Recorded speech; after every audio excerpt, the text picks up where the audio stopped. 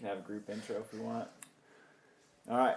This is Sandcast, Beach Volleyball with Triborn and Travis Meword. Back together for the first time in a while. And we got fellow podcasters, Kevin Barnett and DJ Jeremy Roueche, joining us in the studio today. Fellow podcasters for the moment. For the moment, yeah. So, I was expecting to walk into like a steel cage match.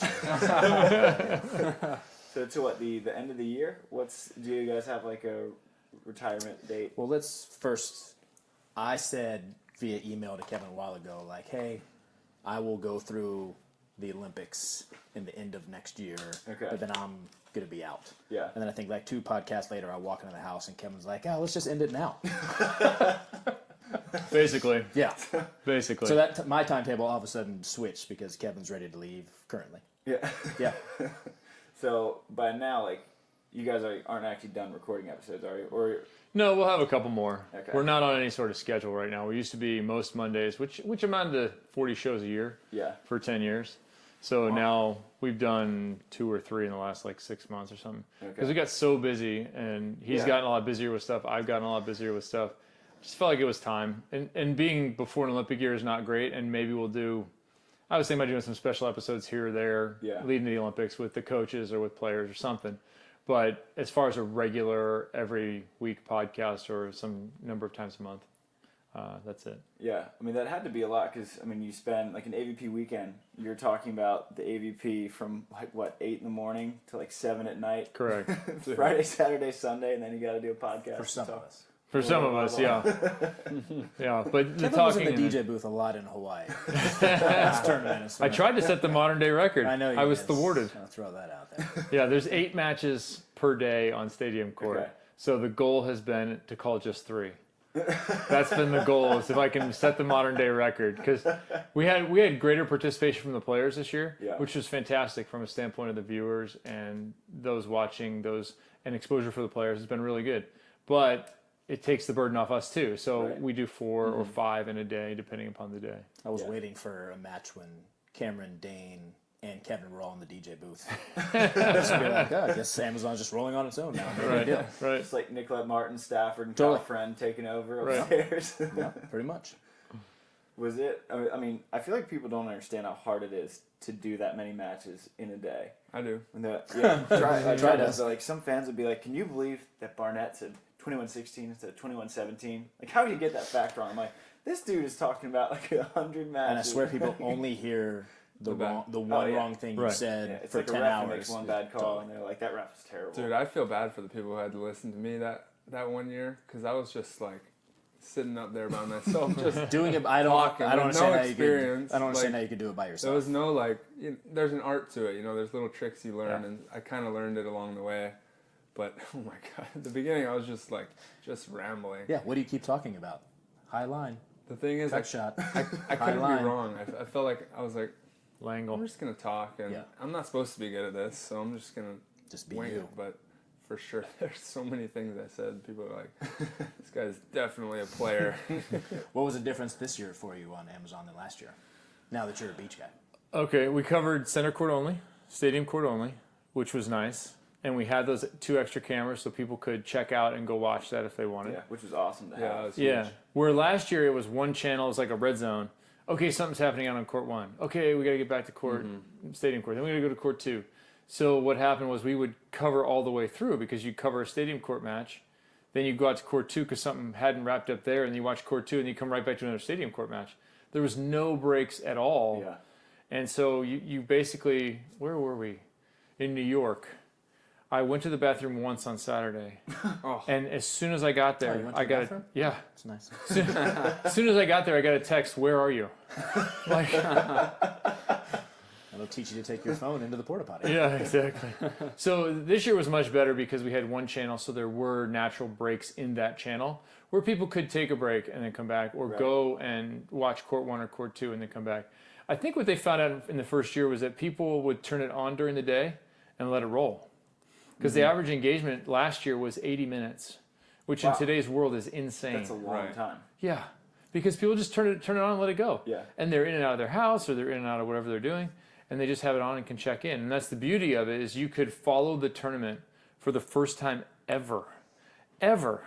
So all the complaining from people on the internet trying to put bad reviews on Amazon the first year and all this other stuff, I'm like, what is wrong with you? Because you've never, ever, ever in the history of beach volleyball had this. Yeah. Right. You've never had access to every single match. Oh, we don't have court 3. Shut up.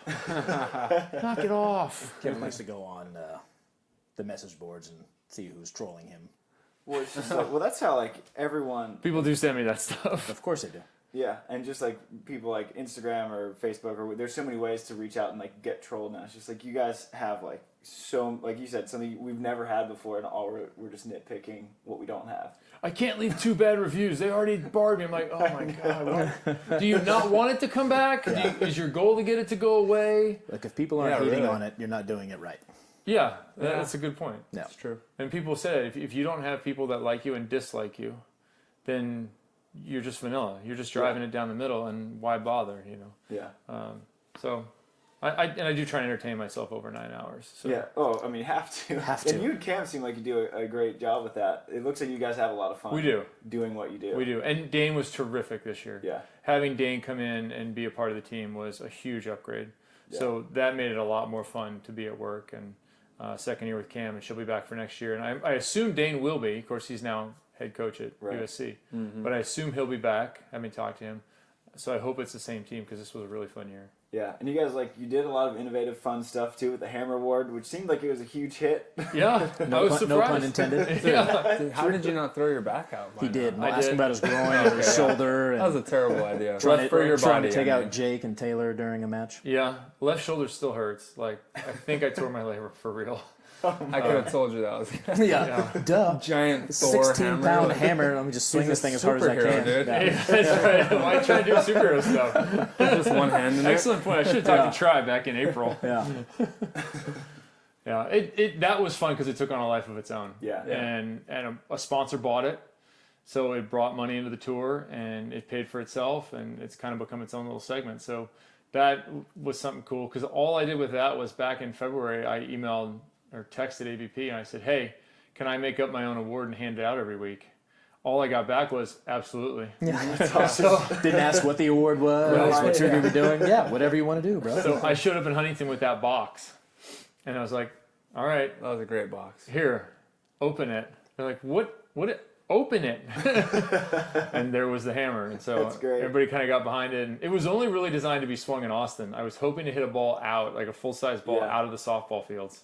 That didn't work. I hit a couple good ones, but not even close.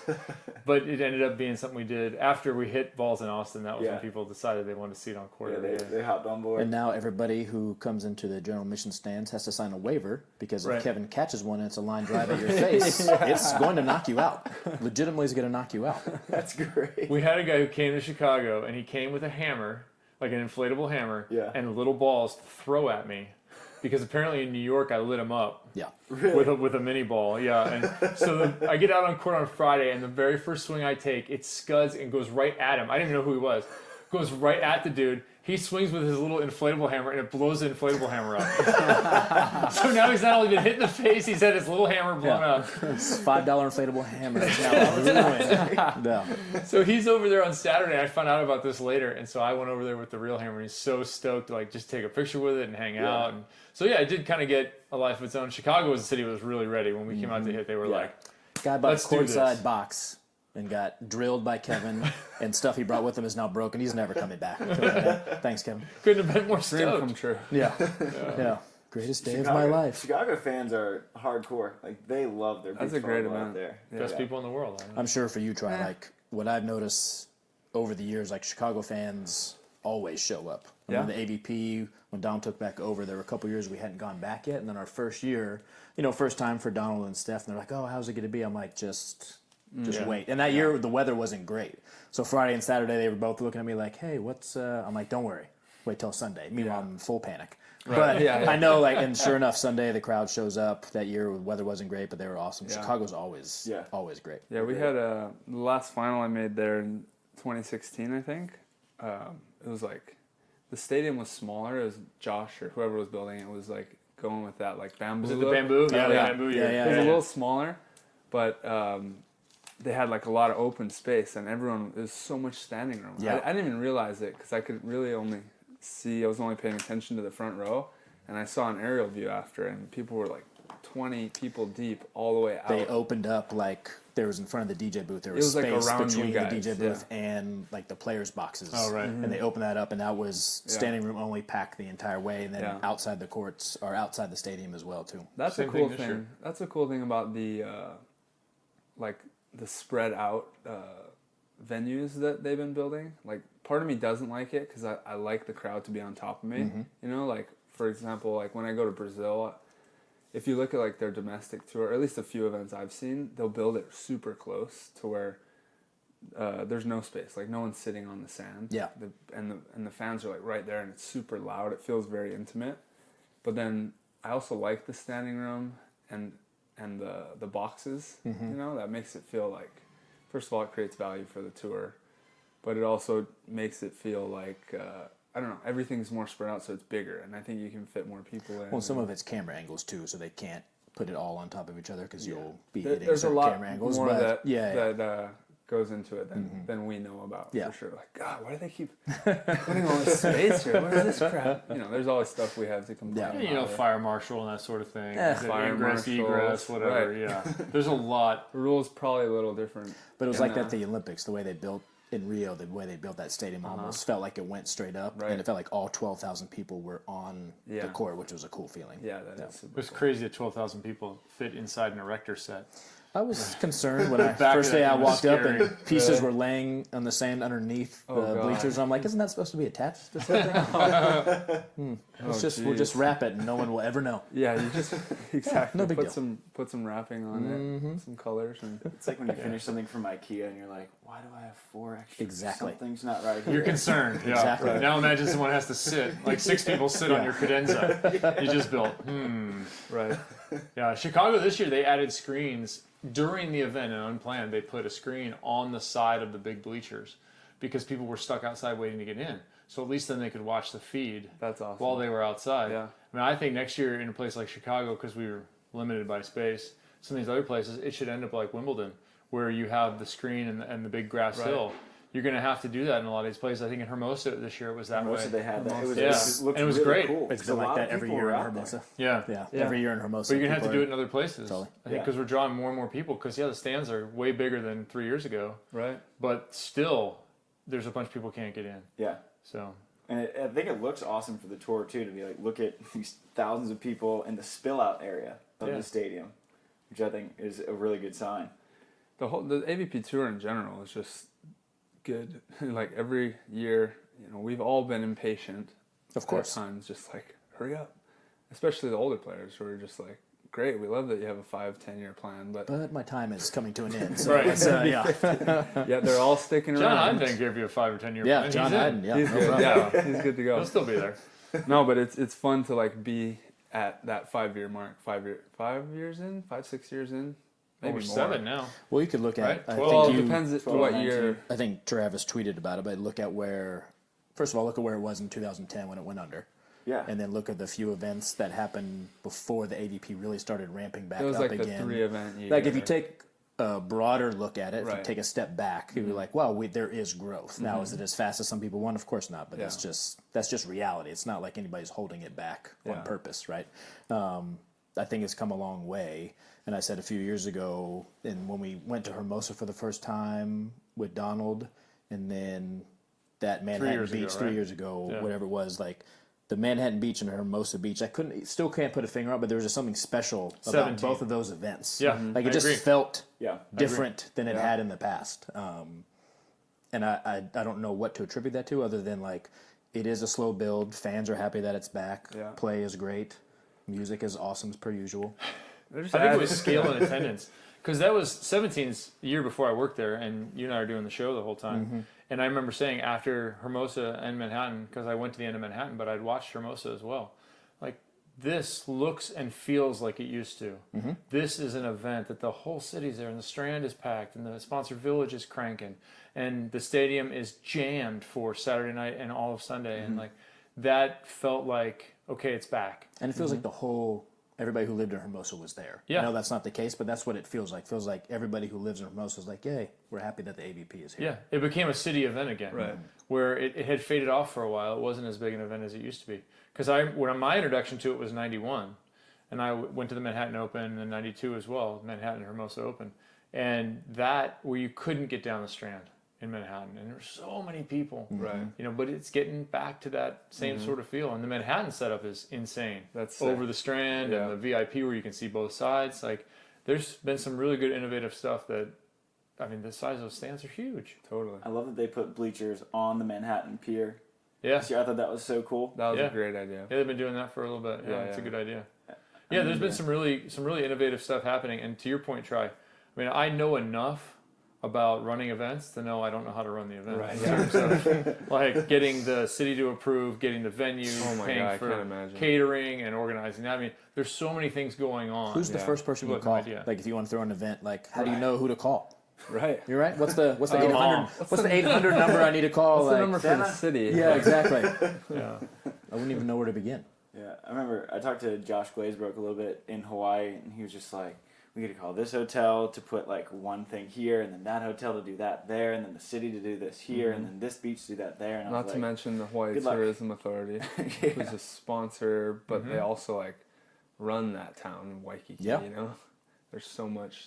Well, and union stuff in Chicago and New York in particular. Oh yeah. There's so many people that have to say. I say this all the time. There's so many people that have to say yes. Only one person has to say no for the whole thing just to go downhill, right? Like it's even in a quote unquote smaller event, so many things have to happen to be able to pull it off.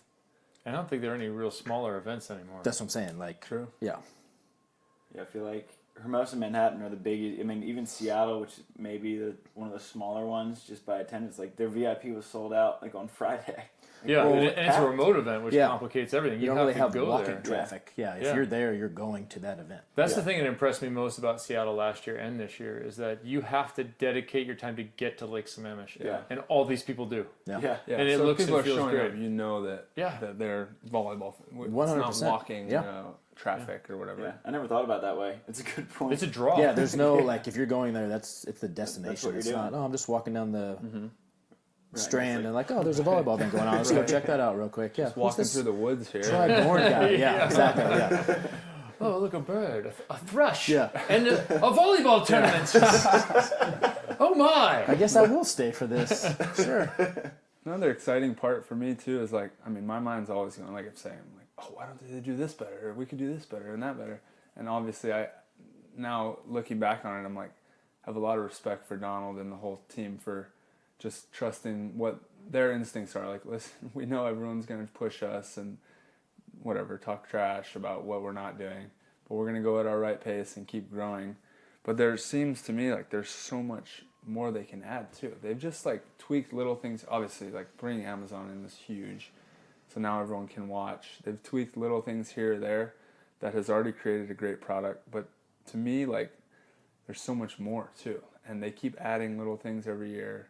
So like 5 years from now, it could be double. It could be bigger than it's ever been, and more sustainable because he's gone about it in a smart way and not just throwing all his cards in. Like, I hope this works, and then the sponsor pulls out and he's screwed. Well, as a player, Kevin can attest to this too. Before he got behind the scenes, like we said earlier, you don't know what you don't know. So as a player, all you know is I show up to the event, I'm doing this. How come you guys aren't doing this? How come you guys aren't doing that? Which are all questions that are valid. There's nothing wrong with pushing the envelope, like, hey, have you guys thought about this? And maybe they have, and maybe they haven't. Yeah, we probably do have great ideas too. Like, True, of course, yeah. Should always keep throwing out ideas. Yeah, and it could be things that they've already thinking about, like, hey, that's on the plate. Maybe we're working on getting that, and next year, 3 years, like, you just never know. The thing players don't understand is how much work any one idea is. Right. How much work you're creating. You're like, yes, I like the idea. Do you have any idea how many hours and how much money that's going to take? Create an app. Yeah. Yeah. Well, we've seen other people like throw a ton of money at things and just go, oh, it's going to work. And then that doesn't go anywhere. Yeah. You know, that players are good at two things generally, is that playing and complaining. They're very good at those two things. Actually excel. Kevin, you never complained as a player. Oh, God, it was a nightmare as like a 23-year-old player. You know? I still run into people that are like, yeah, I remember Kevin when he played. You can see them just like, oh, man, I just dealing I'd with say that guy so was brutal. ridiculous. Yeah. 97 to 2000. Like, nightmare. And then I went through a whole sea change, me having to fight through injury and some other stuff. Came and had kids and came out the other side, understanding of what was happening. Plus, I served on the USA Volleyball Board for more than 5 years. And so that also will teach you about the factors at work and what's happening, the whys of things. And not to say there can't be change, and you still don't want to affect change, and you can affect change from the player position, but you have to understand the framework within which you're operating and what has happened historically that already failed and why it failed. And so you don't want to make the same mistake because, it seems like a good idea. Yeah, it seemed like a good idea in '87 too, except it didn't work then. Right. And it's not going to work now. Those kinds of things. Yeah. And I think even for players who then get out and get in business, like even if you do well as a player, being you, being a celebrity and that being your business is you. Right. Means nothing. It's not running a real business. Being a celebrity and being a business person are two totally separate things. Totally. And being a businessman, by the way, is way harder. Way harder. Even on a minor level compared to being a celebrity. Yeah. What would you say would be, I guess, advice as an ex-player to athletes? Like if you look back at yourself as a player, knowing that you're going to have to somewhat be a businessman, I don't know what. You're going to have to make the jump. Right, but like, how would you prepare? What would you do in the meantime while you still are a player to prepare yourself to? Obviously, I'm trying to get advice for myself right now. Everyone else Asking is for a listening, friend? so it's not selfish. Kevin, please answer This me one guy, directly. And if you could write it down too, it'd be good. Figure out what you're interested in. I don't think you can execute a ton of things effectively when you're playing, because that was always the thing with USOC was, you need to be doing continuing education, or you need to be working in Home Depot, or you need to be involved with this program or that program. Do you know what it takes to play? Like the amount of emotional energy and physical energy it takes to play at that level, and the level you guys do is insane. Like you can't do something else necessarily, at least not well. Because if you're not all in on playing, then you know that in the back of your mind. Right. And if you know you're putting a lot of energy into this other thing, you're like, well, then I'm not being the best player I can be. But take cards. Make sure you make connections and take cards. Talk to people who are businessmen and sponsors and that kind of thing. Not so you can access them later for money or even a job, but so you can access them later for advice. And true advice. So you can speak to them not about defending some new idea you have and like, validate it for me. Yeah. No, ask them about what they've done and how that might apply to what you are interested in. Because the bottom line is you're going to have to go to zero. Yeah. You're going to come off this high where you're one of the best players on the planet.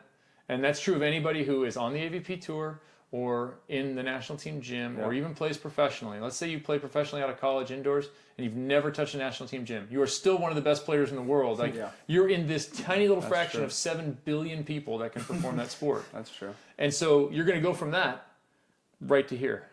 There's no in between. Yeah. Because you know nothing. Right.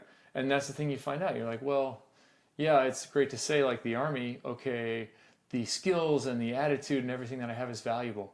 Fine, companies want to know what you can actually do. Right.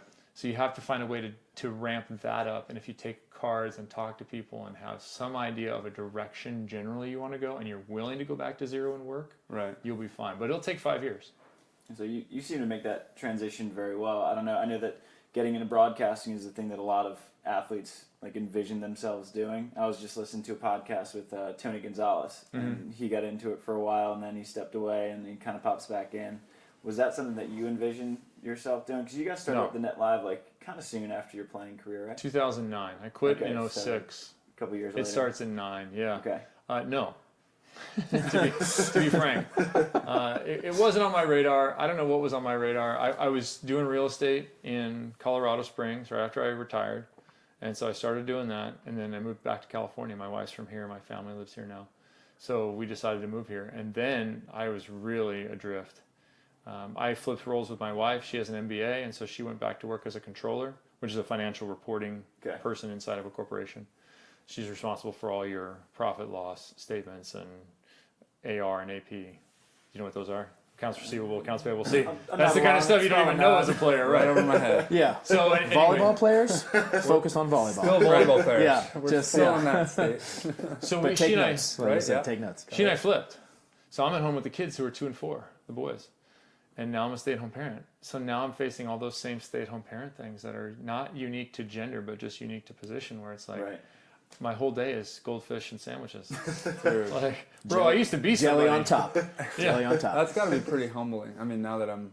I used to be somebody. Your kids didn't care at all whatsoever. It's great. Make me a sandwich. No, but internally. Yeah, sweet, Dad. Internally, I'm like, I used to do something that people value. Yeah, and now, I was awesome. what am I doing here? Like, Now they act like they don't value me, but I'm keeping them alive. Yeah, exactly. Yeah, that's your job. there's one night that sticks out. I was in the back of my former rental house in Redondo, and I was back there, and there was like a wooden stick back there and a whole bunch of moving boxes, and the moving boxes paid for my frustration. Like, I don't know what the neighbors thought was going on back there, but the moving boxes paid that night for me being like... That's the Kevin that people knew from his playing days. He's still around. Yeah. There's the truth. That Kevin, yeah. I've thought about it a few times, like, oh yeah, man, I could retire from volleyball. Gabby will be full-time actress. I'll just be dad. Perfect. Driving the minivan. But now you're making me second guess it, dude. My boys value it. I mean, it's something that was really unique to be able to do that with my kids. But it doesn't come without a question of like, what am I doing here? Oh my God, I can't imagine. Yeah, I mean, this is valuable work and all, but changing diapers is not so much fun. And I was spiking balls on an Olympic court a year ago, and now what am I doing? Yeah, totally. So that's never going to be easy, because as an athlete, you know that's going to happen.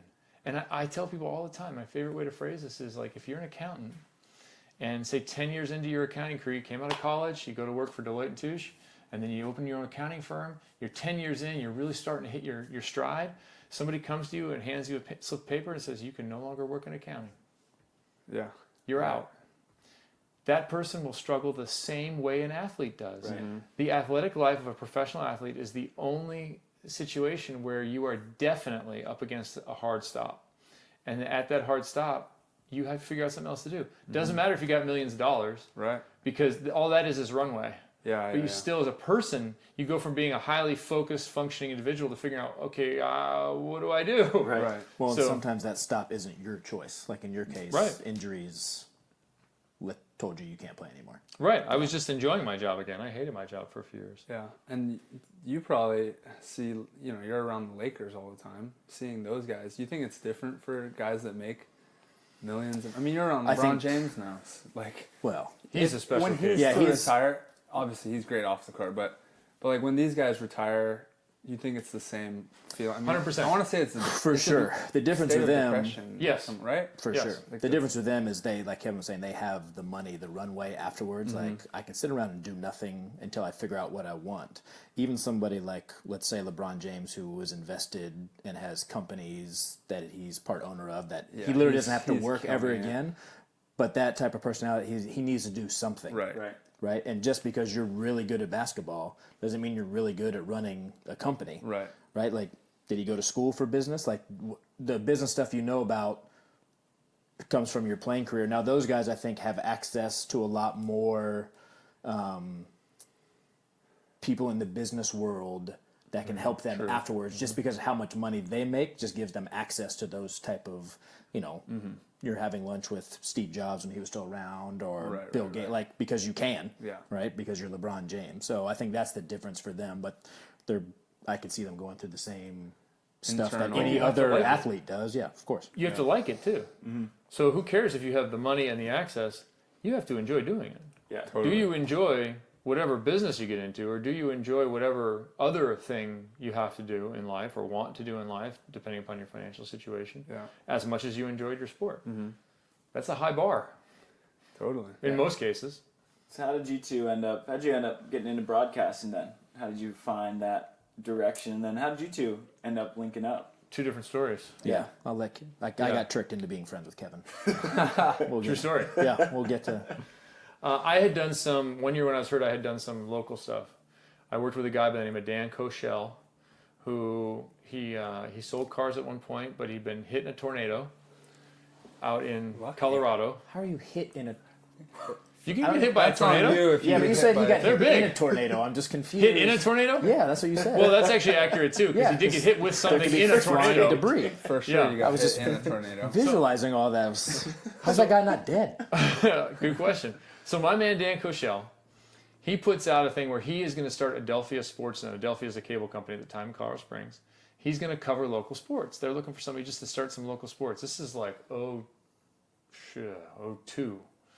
And okay, this is the guy who's going to do it. So Phil Etherton finds out about it on the national team. He tells me about it. He says, I'm going to go to the interview, but if I don't like it, Barney, you can try it. Oh, it might be interesting. He went, didn't want to do it. I went, met with Dan. So for like 25 or $50, I'm doing volleyball and basketball games with him as an analyst. Now, Dan... Still the same pay rate today, by the way. Yeah, exactly. Here's Dan for you. So he's half blind in one eye from the tornado. He's running the main game camera. He has a guy down on the ground with an ENG, which is the handheld camera. Yeah. And he's running the switcher, and he's doing play-by-play at the same time. Awesome. Yeah, this is Dan. Holy and he sets up all the equipment. He tears down all the equipment. He puts it in his van. Like, this guy's a one-man band, you know. Wow. So I worked for him a little bit, and over the course of like 9 months or 10 months. Yeah. I think USA Volleyball saw that. So when I retired in 2006 and I moved back to California, they were looking for somebody new for World League, and what is now VNL. Mm-hmm. So they were looking for somebody new for World League, and they called me up and said, hey, would you be interested in doing World League? I said, sure. So that's how I got started. And I started working with Paul Sunderland, who was just out of the Lakers job.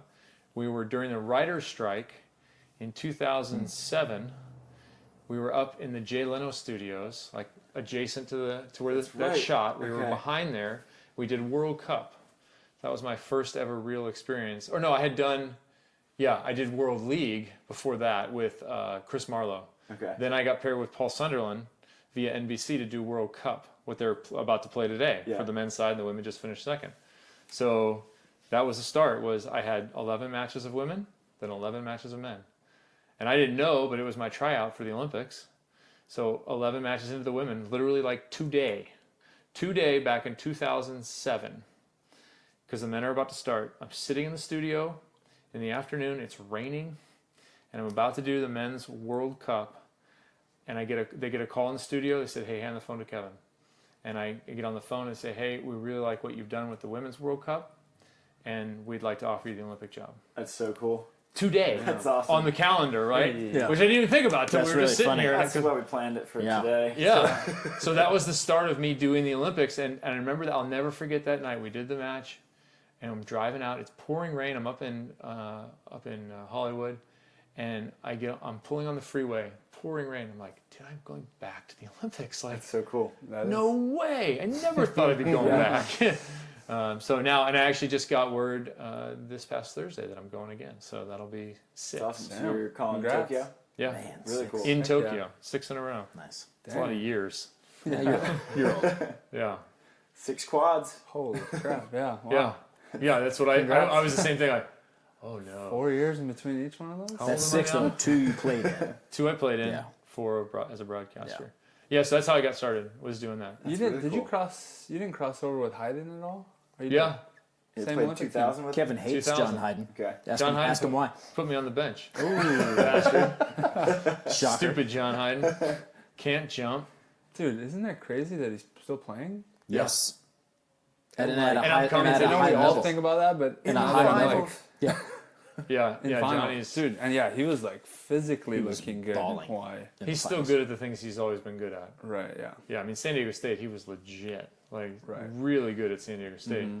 And then the reason that he supplanted me, we changed to a fast offense. I couldn't hit a fast ball. Good for him, yeah. John doesn't care. John jumps up and does this. Yeah. Like quick arm. No problem. So fast. And good passer, good defender. He's a better passer and defender than me. Mm-hmm. So as soon as we were out of a high ball offense where I could offensively crank the ball, then he was the guy. And I was backing up the opposite and outside in 2000. Suck it, Kevin. Yeah, I just saw. It's funny. I just saw the picture yesterday because I was stripping old hard drives out of my computer. With his goatee. Well, we showed that one. That's 96. But then I found the 2000 picture with him in it. I was like, oh, a week late. And then also I found a picture of Dane and I in 04 together going to opening ceremonies. I was like, oh, a week too late. Found these 2 pictures. They're on my desktop at home now. Is Dane going to be calling Tokyo with you? Do you know? He called Rio as the backup. Okay. They had a backup team. And I hear the same thing's going to happen indoor now for us because we called 43 matches in 2 weeks in Rio, which was more by a couple than we'd ever done. We'd done almost that before, but it was the hours that killed us. We were anything from 9 a.m. start to a 10:30 start, sometimes 11 start. So I'm rolling in the hotel at 1:32 in the morning, and I got to leave again at 7. Like I'm coming back from doing an Olympic match, a 25 or 30-minute ride home, and I got to turn it around in 5 hours. Like, it just murdered me day after day after day. It's just as draining as playing, if not more. Oh, I've never been more tired than after Rio. Yeah, no. The mental aspect of it, for sure. Just me sitting up there and trying to be engaged and not like sound like an idiot and like trying to do things right, but like mentally be in. Like volleyball, it's the hardest part. When you play, we almost check out, right? You know, mentally you try to check out so that I've you're heard present. that about you try. Well, okay, this is definitely me. Ruining the podcast. Sorry. I try to check out and just like, okay, preparation's done, boom, I'm gone. Now I'm just in the moment, reacting, instincts, all that. Yeah.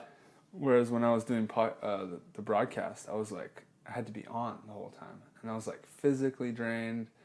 I was like out of breath going up and down the scaffolding the whole time. I was like, this sucks.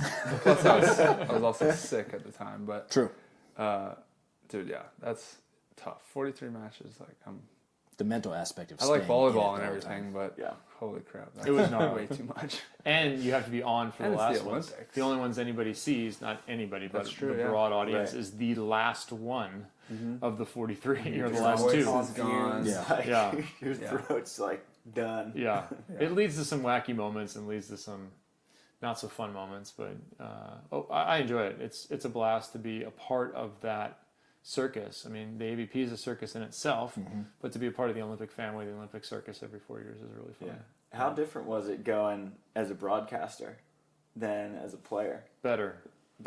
Not quite as well. I would say not quite as stressful, but probably stressful in a much different. Yeah, stressful in a different way. I'd rather play just because I enjoy playing. I miss suiting up and like armoring up and let's go kill some people. Right. That's how I approach volleyball. Yeah. Like I would like to murder you.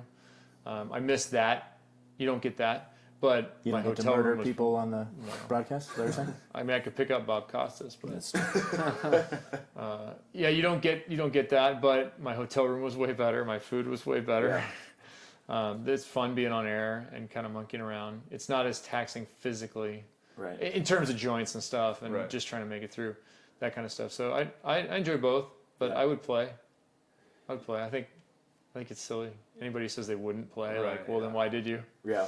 Because there's nothing better than playing. Yeah, because I know that when we had Jose on, for example, he said that to be a good coach, you kind of have to kill the player inside of you. I didn't know, like, as a broadcaster, if you just had to, like, because I'm sure you probably had moments where you're like, oh, just, like, put me out there. Like, I'll put warm-ups. it away. He's like, I could have put that away. Warm-ups. Yeah, exactly. Yeah, it's warm-ups where I feel that. Like, I especially if you put on good music, like Jeremy hit the right song for me, and I'm ready. Get the blood flowing again. Yeah, I get out there and spike 11.5 feet, no problem. Yeah. Except the first jump I take, both my knees are going to shatter and crumple down in the sand.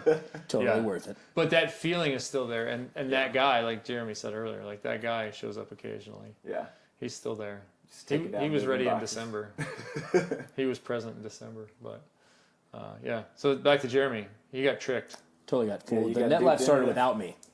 Yeah, Net Life started in 2009. Started in 2009. I came in January of 2011. Okay. But in Long Beach, 2010, the last AVP event of that season, Reed Pretty came up and introduced himself to me and told me about the Net Live and would I want to be a part of it and just contribute like music side. Geeter was already there, Kevin was there, Reed was there, but it started with Kevin, Reed, and Dan Madden. I don't know how long Dan stayed because I never did any. Not that long. I never did any shows with him. No, first year-ish. Yeah. So Reed and I, AVP went under, then started talking back and forth, and then January of 2011 was my first podcast, and they brought me in to just add music elements to it because that's what I do, and then like be the control room guy that occasionally piped up. I would just make fun of people every once in a while, because Skeeter and I had worked together for so long, so I could chime in on stuff that he would say, and then they all started dropping like flies, and then it's just Kevin and I, and I feel like I 100% got tricked into being a co-host on a podcast 8 years or however many years later it is now. Yeah, 8 years. Kevin likes to tease me that I'm the tech guy.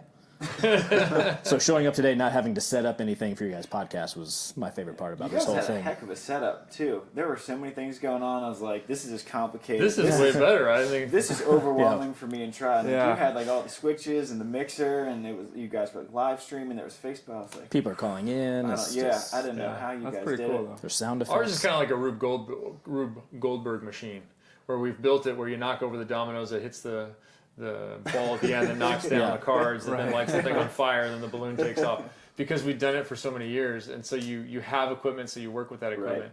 It's different to jump in at some other point and go, okay, we're going to buy the equipment to do it. And the equipment's gotten smaller and smaller and smaller, and less and less. Yeah, like this was great. I was able to take this to the Norseca with me and do a podcast with Kyle Friend, because it's been a lot harder to keep up with the podcast since like Try's been back on tour.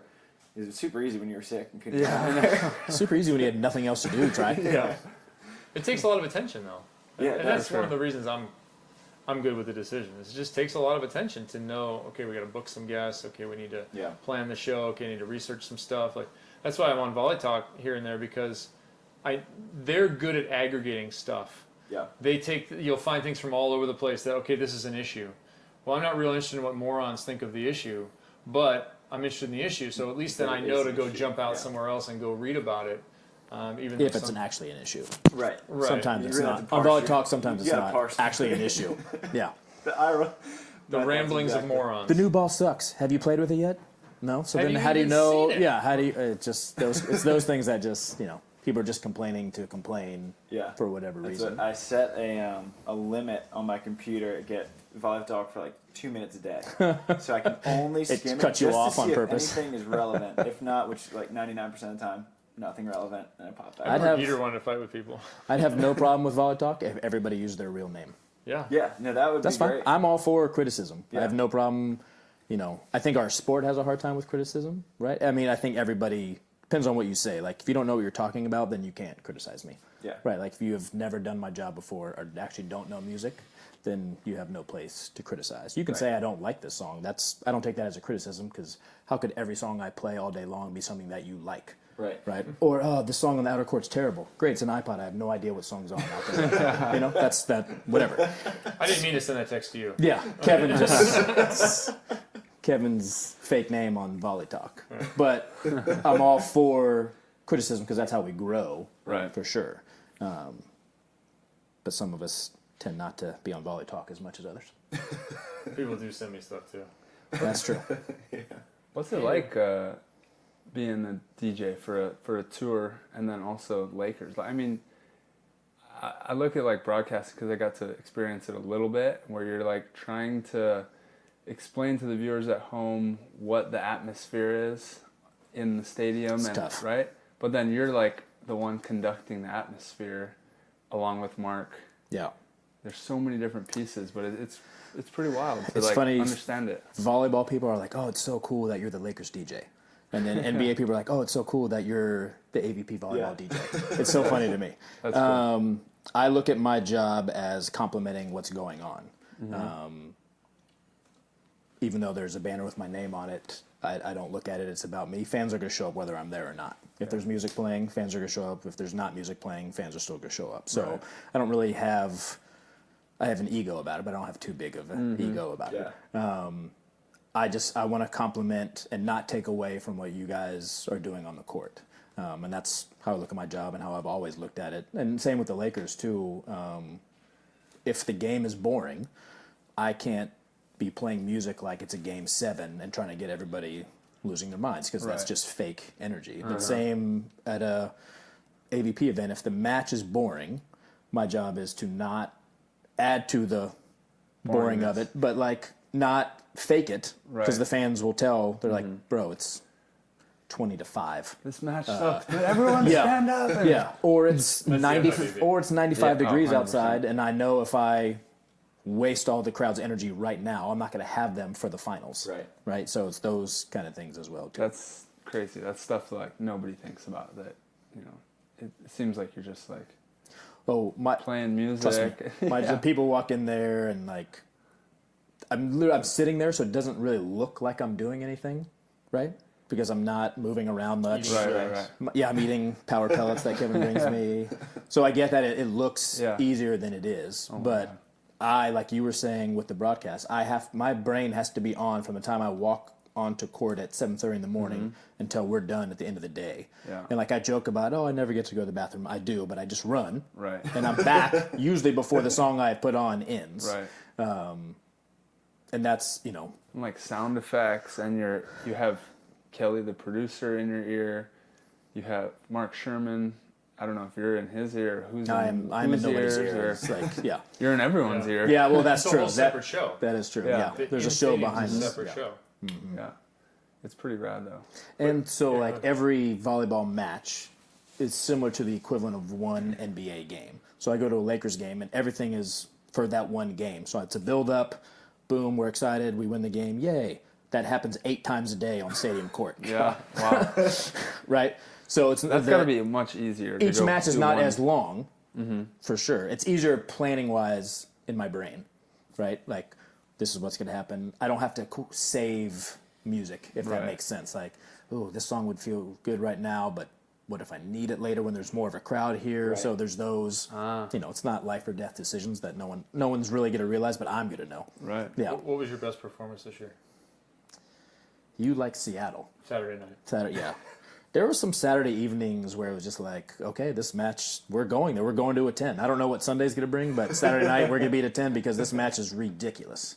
I think Saturday nights a lot of the times get the best volleyball.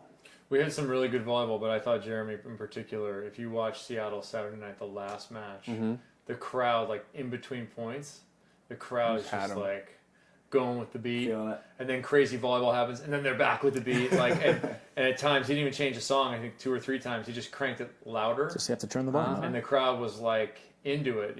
It was noticeable. It was palpable in the stadium. I told him he should have just taken his equipment, pushed it off the edge, and walked away. Kevin, think that should have been my retirement party. Not even show up Sunday morning and be like, I don't know what else to do. Like in the Olympics, I think it was the second day we had a night session, and those matches were awesome. The crowd was raging. It was amazing. And the next day I was doing the morning session, and it was boring. Right. And like there's still a big crowd, but like afterwards, they're like, hey, we want every match to be as exciting, and like we want it all to be like last night. I'm like, well, it's 95. Provide more coffee down it's there. 95 degrees Ice outside, and the matches aren't as exciting as it was at nighttime. So I can't do what I did last night because it's not going to make any sense at all whatsoever. That gets back to what you said earlier. You said that you're auxiliary to the volleyball. Correct. I feel the same way about the broadcast. Like we're auxiliary to the volleyball or any of the stuff I made this year. It's all just designed to make the show of the volleyball better. So you can't be screaming trying to make a boring match sound better. Like, no. Oh, it's not going to come off as authentic. Down 13. Yeah. Right. Yeah. Unless that's your personality at being at a 10 all the time. Right. Yeah. Then it doesn't come across as authentic. Right. Yeah. No, there are guys like that. And that's something you kind of mentioned earlier, is that the World Tour is kind of opposite. Like they push that They're 10 wrong. volume or that whatever. They do. It's literally at a 10 from the time you walk in to the time you leave. Yeah, which is great. Like they do get stadiums just absolutely rocking. But I also feel like American fans are more like they won't buy into it. It's different. Like, hey, put your hands in the air and dance, and then do this move and that. And we couldn't do that all day. We're just like event. Not a chance. No, like I'm just watching the match. Like I'm not going to it's do that old school tennis. the whole entire 2 hours. I'm here. Not a chance. Yeah. Well, Jeremy had said that to me about the FIVB, and I hadn't thought about it. I was sitting at VNL finals in Chicago. I flew out for a day to have some meetings with them. And I was just sitting at the match, the first match of VNL finals. It's 1-2. Like literally, 2-1 in the first game. And the PA announcer is screaming, Monster Block! And I'm like, dude, where are we going from here? Because I'm sure the match will get good at some point. They're good teams, but we can't be screaming at 2-1 in the first set. Relax. Yeah. And every unless point it is filled like with, the thumping sickest bass block. and like Correct. But then you're coming back down. But if you're at a 10 at 2-1, yeah, exactly. What's happening when it's 25 all in overtime? Like if you're already 10, where do you go? Volume. 11. Where do you go? Right? Like 11. No such thing. You can't go 110%. It's only 100%. Well, you should raise your game. Please. Stonehenge. I feel like us having like a pretty extensive background in athletics, we know like as players you can't be at 110% like going crazy at 2-1 because like it could be a 5-setter in indoor, or like you could go 3 sets, and if like you're celebrating going nuts at 2-1, you're not going to make it. And like you've been around sports for so long, like basketball, like you're never going to see LeBron going like ape shit on the first point of the game, or even in the regular season at this point in his career. Jeff Conover on the AVP asked me all the time, like on a Friday, he's like, how'd you do today? I was like, well, I was an A for a Friday. Yeah. Right. That's a different A than Sunday's A. Right. Yeah. Right. That's. You bring your Friday A on Sunday, you just got a C or 100 B, exactly something, right? Yeah. B minus. Where do you learn how to like be a really good DJ? Because I feel like there's no like it's experience. DJ 101. The hardest part of DJing. It's not offered at El Camino. Yeah. The hardest part of DJing is know what song to play when. Yeah. You don't have to be the best mixer. You don't have to know how to scratch. You don't even know how to blend songs together. If you know what song to play after the next song or for the moment, that's what makes you a good DJ. And a lot of that is experience. Like each AVP event is different. The weather, the crowd, the location, because they could be great matches, but if it's pouring down rain outside, okay. Or if it's 95 degrees, or in Hawaii where it was 80 plus with 95% humidity. Yeah, Hawaii was warm. You know, that's going to affect the crowd too. But like same thing with like doing clubs. Like I could do a club set at the same venue on a Friday night and play that exact same set, and it killed Friday night. Could play the same exact same set Saturday night, and it's not going to have the same reaction. Yeah. And that just comes from experience. It's just reading the crowd, knowing kind of what they want, right? Like getting into sports, I didn't even know that was a thing when I first started DJing. I had no idea sports DJ was a thing. And so no one taught me. I kind of, looking back on my first year, those things of like, you don't know what you don't know. Thank God, because I was dead terrible. Compared to like where I feel like I'm at now, which is a good thing, right? Like hopefully, but like I remember my Fort Lauderdale, my first tournament. For the first few years I set up all the speakers. I got in like on a Wednesday. I left on a Monday. It sucked. Set up all the speakers, but I set them in the stands because an AVP event is different than any other venue. Because if you go to any other venue, the speaker stack's usually hanging from the middle of the arena, where here. We could have a big crane holding that over. So to try to get the audio evenly distributed throughout a stadium like that outside is not ever going to happen, because something people don't know, if the wind blows, it blows the highs and the mids. So if you're sitting to the left of the speaker and the wind's blowing to the right, you're not going to hear it as much as the person literally sitting 5 feet away from you. So my first tournament, I was probably way louder than I needed to be because the speakers were facing away from me. And the generator went out during the finals. So all power went out, all music went out. The entire stadium started cheering that the music was turned off. That was my first event. It was awesome. Nice. It was awesome. And I knew that they were cheering that the music off because it was killing them. I was blasting them in the face. Yeah. So those are things that I've learned over the years, not to kill the crowd. I think it's probably similar to being a comedian where like you have to bomb. Totally. To get better, and I feel like as a DJ, like you have to have somebody cheer that the music's gone to get better. 100%. Or like, this song is awesome, and I play it the next night, and the crowd is like, nah. I'm like, why did that song fail right there? Yeah, and there's other things, different crowd, but there are a few songs that always work. How much of it's formula and how much of it's just feel for you now? It's probably a combination of both. Because let's be honest, some AVP days on stadium court can be boring. So I'm just kind of going through the motions. I could think of a couple of matches off. Yeah. There's a little bit of formula of like in the morning, I'm not smashing people over the head, but I still want to give a little bit of energy. But if I'm playing music at 7:30 a.m., I can't be thumping you out of the stadium, right? But I also don't want to put you to sleep as the players are warming up. I think it was Sunday, Chicago. The McKibbins were playing, and Madison kind of comes up in front of the DJ booth. He's like, hey, they were the first match Sunday morning. He's like, what time did the bangers start? By the way, it was 7:30 a.m. Oh, yeah. I said, can you at least let me get to 8 a.m. before I start thumping out? Yeah. So, like, again, I get it. Like, the player's like, hey, I'm out here. I need to get after it. But I have to be concerned about the 15 people in the stands at 7:30 in the morning and not crushing them out of the stadium. It was like 2:30 Hawaii time. Whereas, like, AM. yeah, exactly. Yeah, that's true. That's actually a good call. Yeah. No. That's true. And like sometimes for me, I'd be like opposite. Be like ready for a final and be like, yo, DJ, throw some nice island reggae on for me. Yeah, and everyone else would be like, the entire stands is dead asleep and tries just out there bouncing balls on stadium court. Skanking, bouncing to Enya. Exactly. Oh, I don't know about Enya, but... How much control, like, do you guys have any vote in what matches get on stadium? Nope. Because I feel like that wouldn't be a bad idea, because, I mean, I feel like you could, like, look at it and be like, this would be a great match. Nope, it's somebody else's job. Yeah, some of it's timing. And some days it's been screwed up. Yeah, some of it's timing, some of it's between how much did the player have rest at that point. Some of it's predetermined by... Again, more factors than Volley Talk knows. So. Yeah, that's a good point, yeah. Yeah, well, that's what I was curious. I think there is some consideration because stadium court is the one that they're commentating on. Mm-hmm. So I think that'll be something that's always looked at all the time. Yeah. Yeah. So we've mentioned that there, like, every now and then you do get a snoozer on stadium court. Happens. And I didn't know if they ever looked at you and like, hey, like, we're kind of between these 3 and 4 matches. Like, what do you think would be the best one?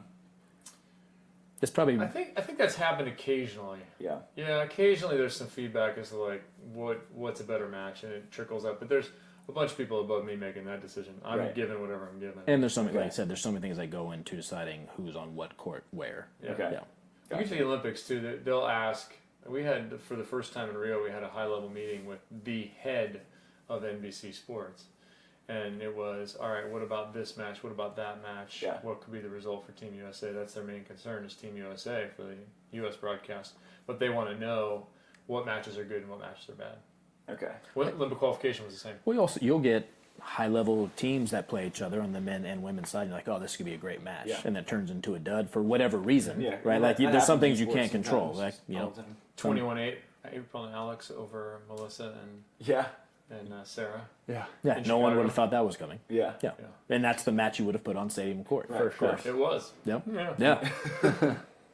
Sometimes it is fun to see a dominant team like do that against the world champs. Sure. Like, it's like, holy cow, like, you're watching one ridiculous display of volleyball. Mm-hmm.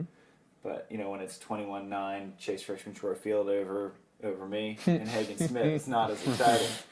Well, but potentially. So there's always a blend there. I'm like, okay, we're going to see Alex later in the tournament for sure. Right. We're going to see Phil, or we're going to see whomever. And do we show new people? Yeah, that's the big thing, I think. I got a note from a volleyball friend of mine who's just a fan. I went to college with him, but he's a fan, and he's been a fan forever. He said, what's gone on in the last 2 years has me, for the first time since the middle 90s, I know who's on the AVP tour. The only reason he knew that is because he lived here, and it was like 26 tournaments a year. So he said, listen, I know who's on the AVP tour. I don't just know 2 or 3 names. I don't just check the scores. He said, I tune in. I put it on every weekend, whatever I'm doing. But I know, like, mid-level players. Oh, yeah, this player had that result. Oh, I've seen that player. Oh, I like that, what that player is doing. Mm-hmm. It's exposure as it's never been. And it's great for the athletes as well. Because before, right, you just see the finals. And most of the time it was the same teams. Maybe we have one team sneak in that no one had really heard of, but then that's also detrimental to them too, because it's like, how did they get here? Yeah. Who are these people, and am I ever going to see them again? Right, where now with the Amazon, you can see most of the term like a golf event, right, where you watching the entire tournament from Thursday to Sunday, and golfers that never make it a Sunday, but you see them on a Thursday, maybe their career in a few years. Of course. Yeah, they had the best score that day. Totally. Mm-hmm. Yeah. And it's got to be great exposure for the athletes, I would think, too. That's huge. And one thing I think that we could add is like statistics a little more. I think that statistics will tell a lot more of the story of how the tournament went. Like, this guy had 10 blocks in one game. Yeah, every idea I have, it's like the next year they add it. No, there's been a real effort underway for stats. Yeah. They were way better this year than in years past. Amazon is just going to go like this, right? From last year to this year. And like last year, all the people that were complaining about, I was like, first of all, simmer down. Patient. Yeah, this is way better than it was before, and it's just going to keep getting better. Right. Yeah. Every year is just going to keep getting better. Yeah, when I showed up in Austin last year, no one even knew what was going to happen. It was a complete unknown of how do we manage this much? What does it feel like? What does it look like? What can we add to it? When can we add that? And by match 4, you're like, this is... No, I'm just kidding. Yeah, it was hot. So there's been a bunch of that, but it's all good for the game. I've said, and I would say to people who don't listen to my show and will listen to your show in the future, players too, any question I ask after the match, or anyone asks after the match, should lead to your sponsors. Any question. I don't care if I ask you what you ate for lunch. It should be, it's amazing how good Monster Hydro is. You know, like whatever your sponsor is, the answer should lead back to your sponsor of the first one. And it should be in your contract that every time you mention it on Amazon, you get $250 or $1,000 or $500, whatever it is. You get paid. So as soon as you get asked a question, you are ringing the cash register because every time you mention it, it's good for that brand. Every time you're on, it's good for that brand. It ought to be good for you, and you ought to make sure you hit that. Don't make me ask who got you here. Right. I will, because I care. Right. But do it. Well, and these are things that athletes on the AVP haven't had prior, so there's a learning curve. Totally. Too, right? Like where the first year, like, oh, do I have time to go on the Amazon now? Where now I hear players like, I haven't had a chance to go up on the Amazon set this weekend, right? Yeah. Which if you're not dying to get up there, you of don't course, but like it takes a while to get is. used to that, and then how often you get to name drop your sponsors. Totally. Where now it's gonna become just habit. You and I are gonna be talking without anybody around. You'll be like, yeah, well, my sponsors, Monster Hydro and Kona. I'm like, try it, simmer down, bro. I'm not paying you, but that's what it's gonna get to, right? You'll get used to doing it. Yeah, exactly. But show for a sponsor too. If you want a sponsor, come up and say, I want this. I love this company. I want to be a part of that company. Do that. Oh, you're selling out. Use your voice. Shut up! I'm trying to make a living here. Yeah. Like, what do you think the whole point of this is? Yeah, right. Totally. We're all trying to make a living doing this thing. So, I love it.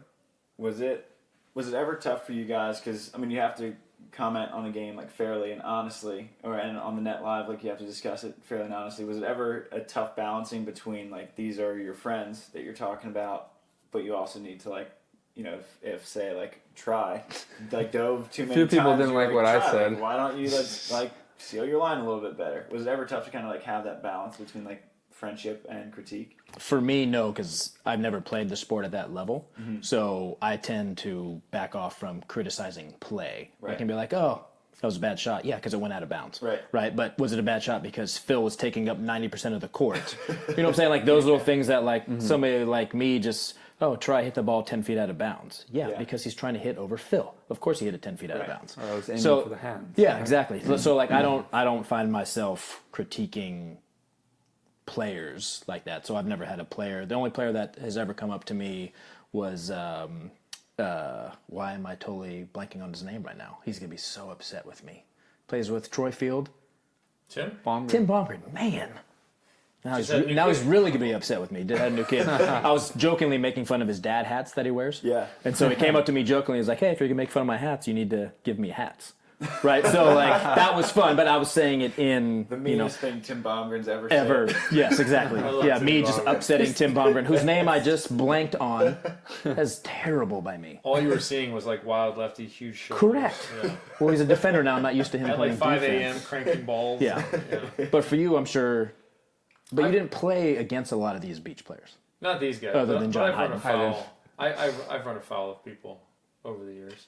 It happens. I'm an opinionated person, and I try to say to people, okay, if you think I'm wrong, show me how I'm wrong. Yeah. If I got something factually incorrect, my fault. And I've had that. That's happened. Yeah. Inevitably, if you do 10 years of a podcast for 2 hours on average a day, you're going to say something that someone doesn't like or that is incorrect. If you give an opinion on anything, somebody is going to disagree with that opinion. Yeah, if you don't like my opinion, then change your stats. Fine. You know, if you don't like my opinion, change your economy. That's not my problem. Yeah. Just understand that it's an opinion. So like an opinion doesn't mean it's sure. It's doesn't mean you should change your entire game because Kevin says, "Oh, Try has a hard time with a wrist away." Like, let's say that's the case. Yeah. Right. It's Try all week long now gonna Dude, go my prove hand you wrong. is taped, exactly. My wrist won't even turn right now. Yeah. Shut up. Yeah. And we've always said too, like, if you have an issue with anything we've ever say on the net live, you are more than welcome to come in. Yeah. As per evidence. And let us know, which I'm all for. Like, I don't think my opinion, you know, I DJ for a living. Yeah. So sometimes I have to defend the fact that I've been on tour for 17 plus years where there are some things I feel like I'm allowed to talk about and give my opinion about. Yeah. And other things I don't. Like I said, I don't play. I play volleyball. Everything I know about volleyball is from watching the pros on the beach play. Yeah. So, which is valuable. 100%. But that doesn't mean I know how to play, right, against Phil or Jake or like Taylor's digging everything. Hit it where he's not. You know what I'm saying? Like, sure, of course, duh. Do you think they're trying to hit it directly to Taylor every single time? No. But that's not, I don't feel like that's my role to talk about that stuff. No, they're hitting balls and going, why are you there? Yeah, exactly. No, look, you need analysis of the game. You need that. You need people with opinions. And it's fine that people have other opinions. They're passionate about it and disagree with you. Great. Yeah. I've run into some problem with players, one indoor player, because I had been told something, and when I put it on the broadcast, I think I was a bit harsh with it. I think I took it maybe a little too far, and he confronted me about it. And I said, dude, listen, this is what I heard. So if I get told that, then I say it. You know, it's not my opinion necessarily. It's whatever was out there. And I think I took it a little too far. I was with Kavika Shoji. And I appreciated the fact that Kavika came up and talked to me. Because I'm all for that. Like, if you disagree with me, come talk to me. Yeah. No problem. For sure. It's not like I'm over in some corner trying to say something about you at a party and hoping you don't hear. Right, yeah. I don't like to do that. I'm saying it on a broadcast, You're so you're probably going to hear it. Yeah. If I have an opinion about you, I would say it to your face. And there are things that I've said on the podcast and that I would say about people who are influential in this sport. And I said, look, I will say it to your face. This is my opinion. This is why. And if you disagree, fine. Tell me why. Tell me the facts of why you disagree. And Kavika did. And we've been fine since, as far as I know. I mean, we've talked years and years. And do I think that was a little harsh? Was that a mistake on my part? Yeah, I think so. In retrospect, I think it was a little too much. And put him in a position that was bad. So it's going to happen. But that's never your goal, is to... I don't want to hurt somebody. Yeah, we're never trying to, like, talk bad about... Talk them down just to talk them down. Like, that's never... No, I'm a cheerleader. I like the sport. I like players doing better. Like this year when I was doing some shirt designs for players, doing the hammer, doing the art in the background, like I'm trying to add to what's happening. Doing the table with Nicolette. I want to add to what's happening. I care about the people and the players. Somebody asked me, one of my longtime broadcast partners, about being on the beach now, and said, do you like beach volleyball more now?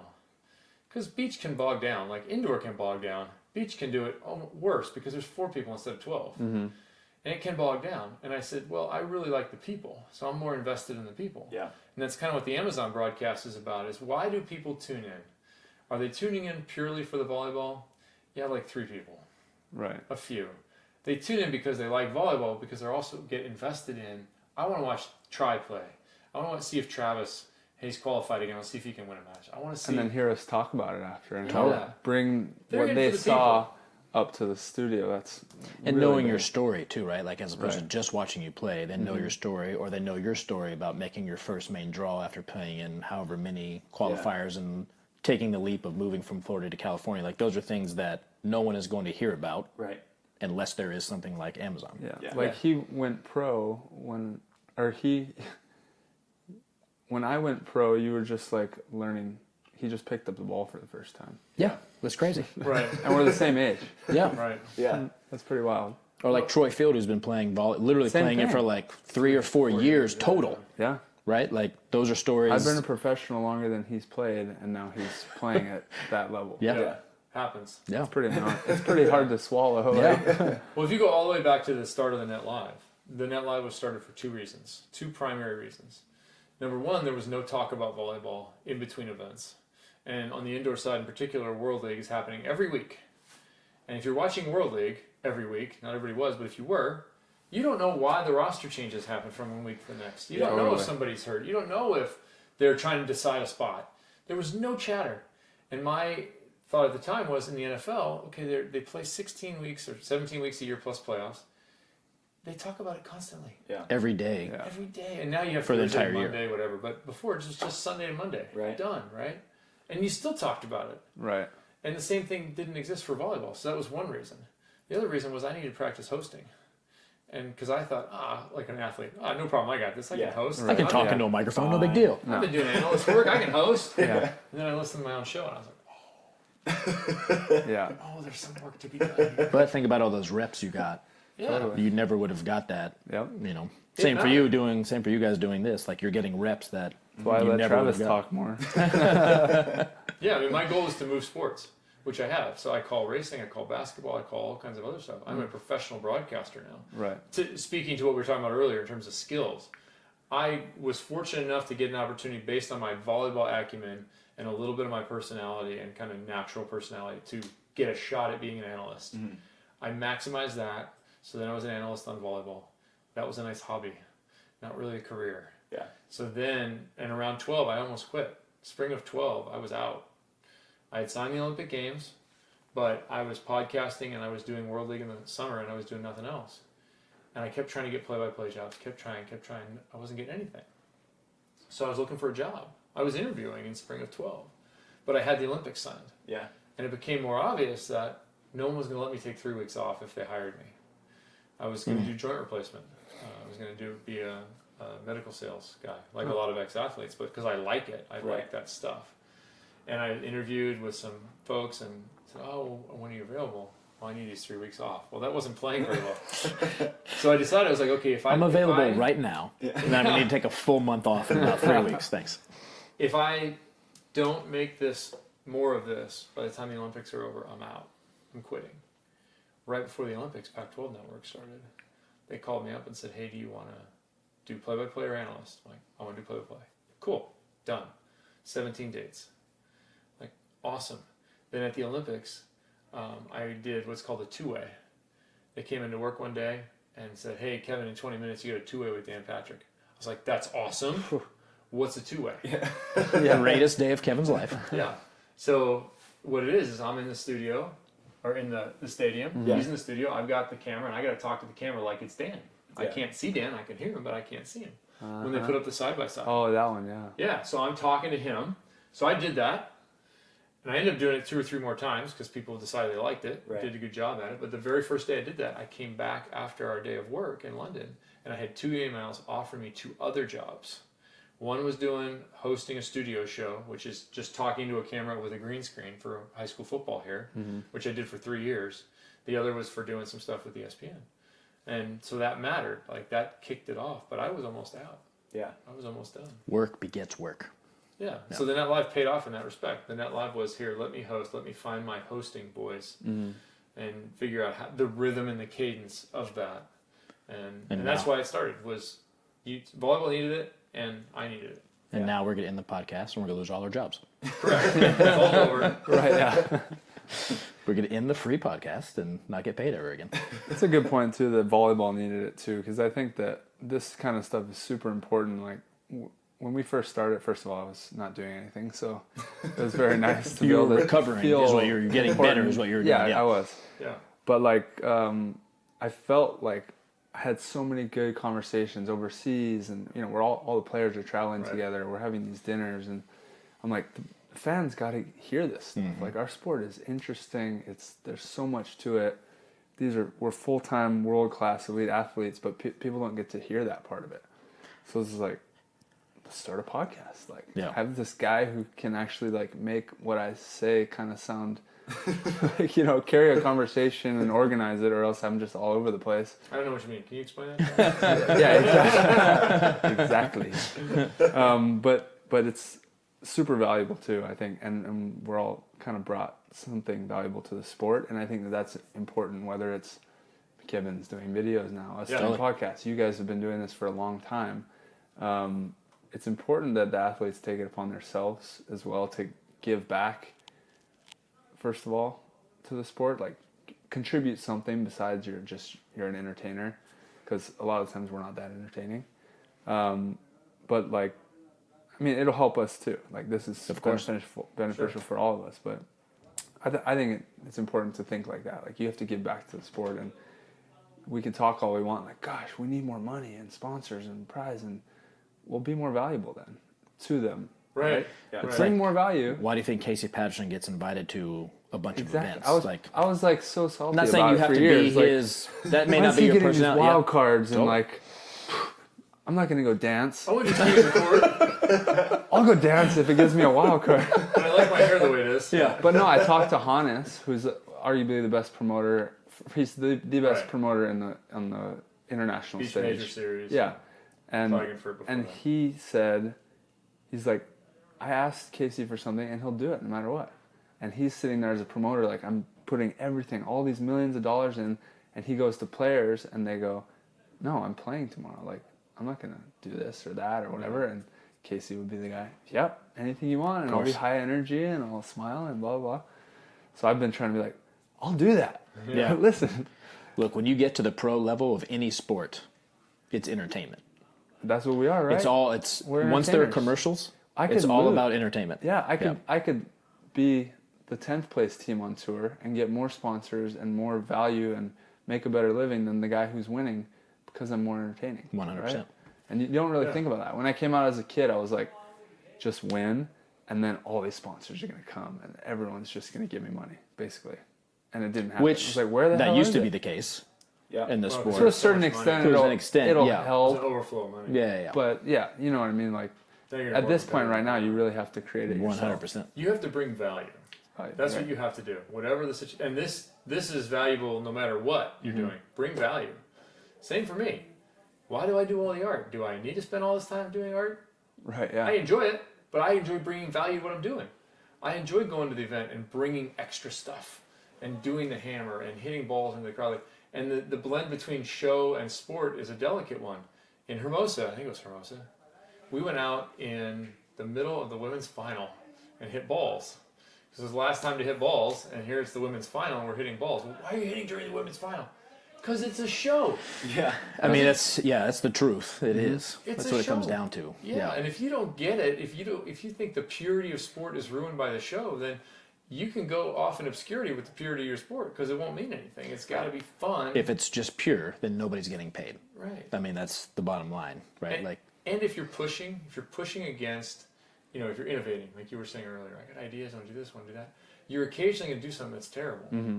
I mean, I did something this year. I was trying to do. We've done plenty. Oh, yeah. But they kind of disappear. Talking to you guys right now, it just seems like a bad idea. My idea was to do a costume for each city from a movie. Okay. And do a character with the history of the event or the history of the city. Yeah. Well, it turns out, doing characters in that context is way complicated. So I'm doing Jeff Spicoli down in Huntington Beach, and while we're shooting it, I know it sucks. Like, this is horrible. The inner dialogue is like, this is not going well, Kevin. Yeah, and they're like, well, let's do it again. I'm like, I don't really. Okay, fine. So I do it, and I actually got grief from the production side about like it wasn't funny. I go, yeah, I know. I'm surprised we aired it because bomb that. Yeah, it happens. Totally bombed. So I tried it again in Austin, and I toned it down a bit. I just went with the costume and with the history of. It was okay, but it wasn't worth continuing. Right. Mm-hmm. But you have to know that. You got to push against that to know, okay, that sucked. Yeah. It's hard to know too, like when to kill an idea or when you're like, okay, well, if I just make a couple tweaks, this will be good. Right. I feel like that's one of the harder things to like kind of understand about new ideas. Well, and how will you get better if you're not trying new stuff? Exactly. Yeah, there's a delicate balance to that all the time, all the way up to the tour level. Yeah. If you try something and it doesn't work, do you try something else, or do you keep banging your head against the wall or not? Do we serve Phil every single time just to see if he'll get tired? Let's find out. The score's 21-3. Dang it. That didn't work. Yeah, son of a. Yeah. You mentioned that. Go ahead. No, go ahead. I was going to say, you mentioned that players are really good at two things, playing and complaining, and I found that to be so true. Just like at practice, like, well, the draw should be bigger because everybody's like really good at their needs. I love that one. It's like, where's the money going to come from? Why? Because you're the 2 seed in the qualifier? Yeah, no, it's always from the same top qualifier seats. I was like, well, just create something to bring value. Like you look at Nicolette Martin, and she brings the art and stuff. Like now, like that's her thing. And then like you got Sandcast going on for you, and like we got Monster on Sandcast, which is great. And then just like if you create something like unique to yourself, you're bringing so much more to the table, and like you're going to be more valuable as Q1 than someone who's main draw number 12 because you have that extra thing. It's scary to do that though. It is, for sure. It's scary to put yourself out there because it might suck. Yeah, and it's not easy. No. It might not look good. It might fail. Like, I was making stuff for last year's broadcast because I figured out kind of early on I can do whatever I want.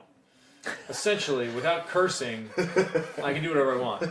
It's a license to be creative. Yeah. Right. I was trying to make something for San Francisco and trying. My machine was messing up and my computer was blowing up and I'm trying. And finally I'm out there 6 a.m. before I leave that day to go to the thing. I'm like, if I could just get this one done, then I can figure out well enough. And all of a sudden the machine's cutting a square. And it goes, I'm like, oh, okay, it's finally dead. And so I showed up, and they're like, well, what'd you bring? I'm like, nothing. Failure's always an option. If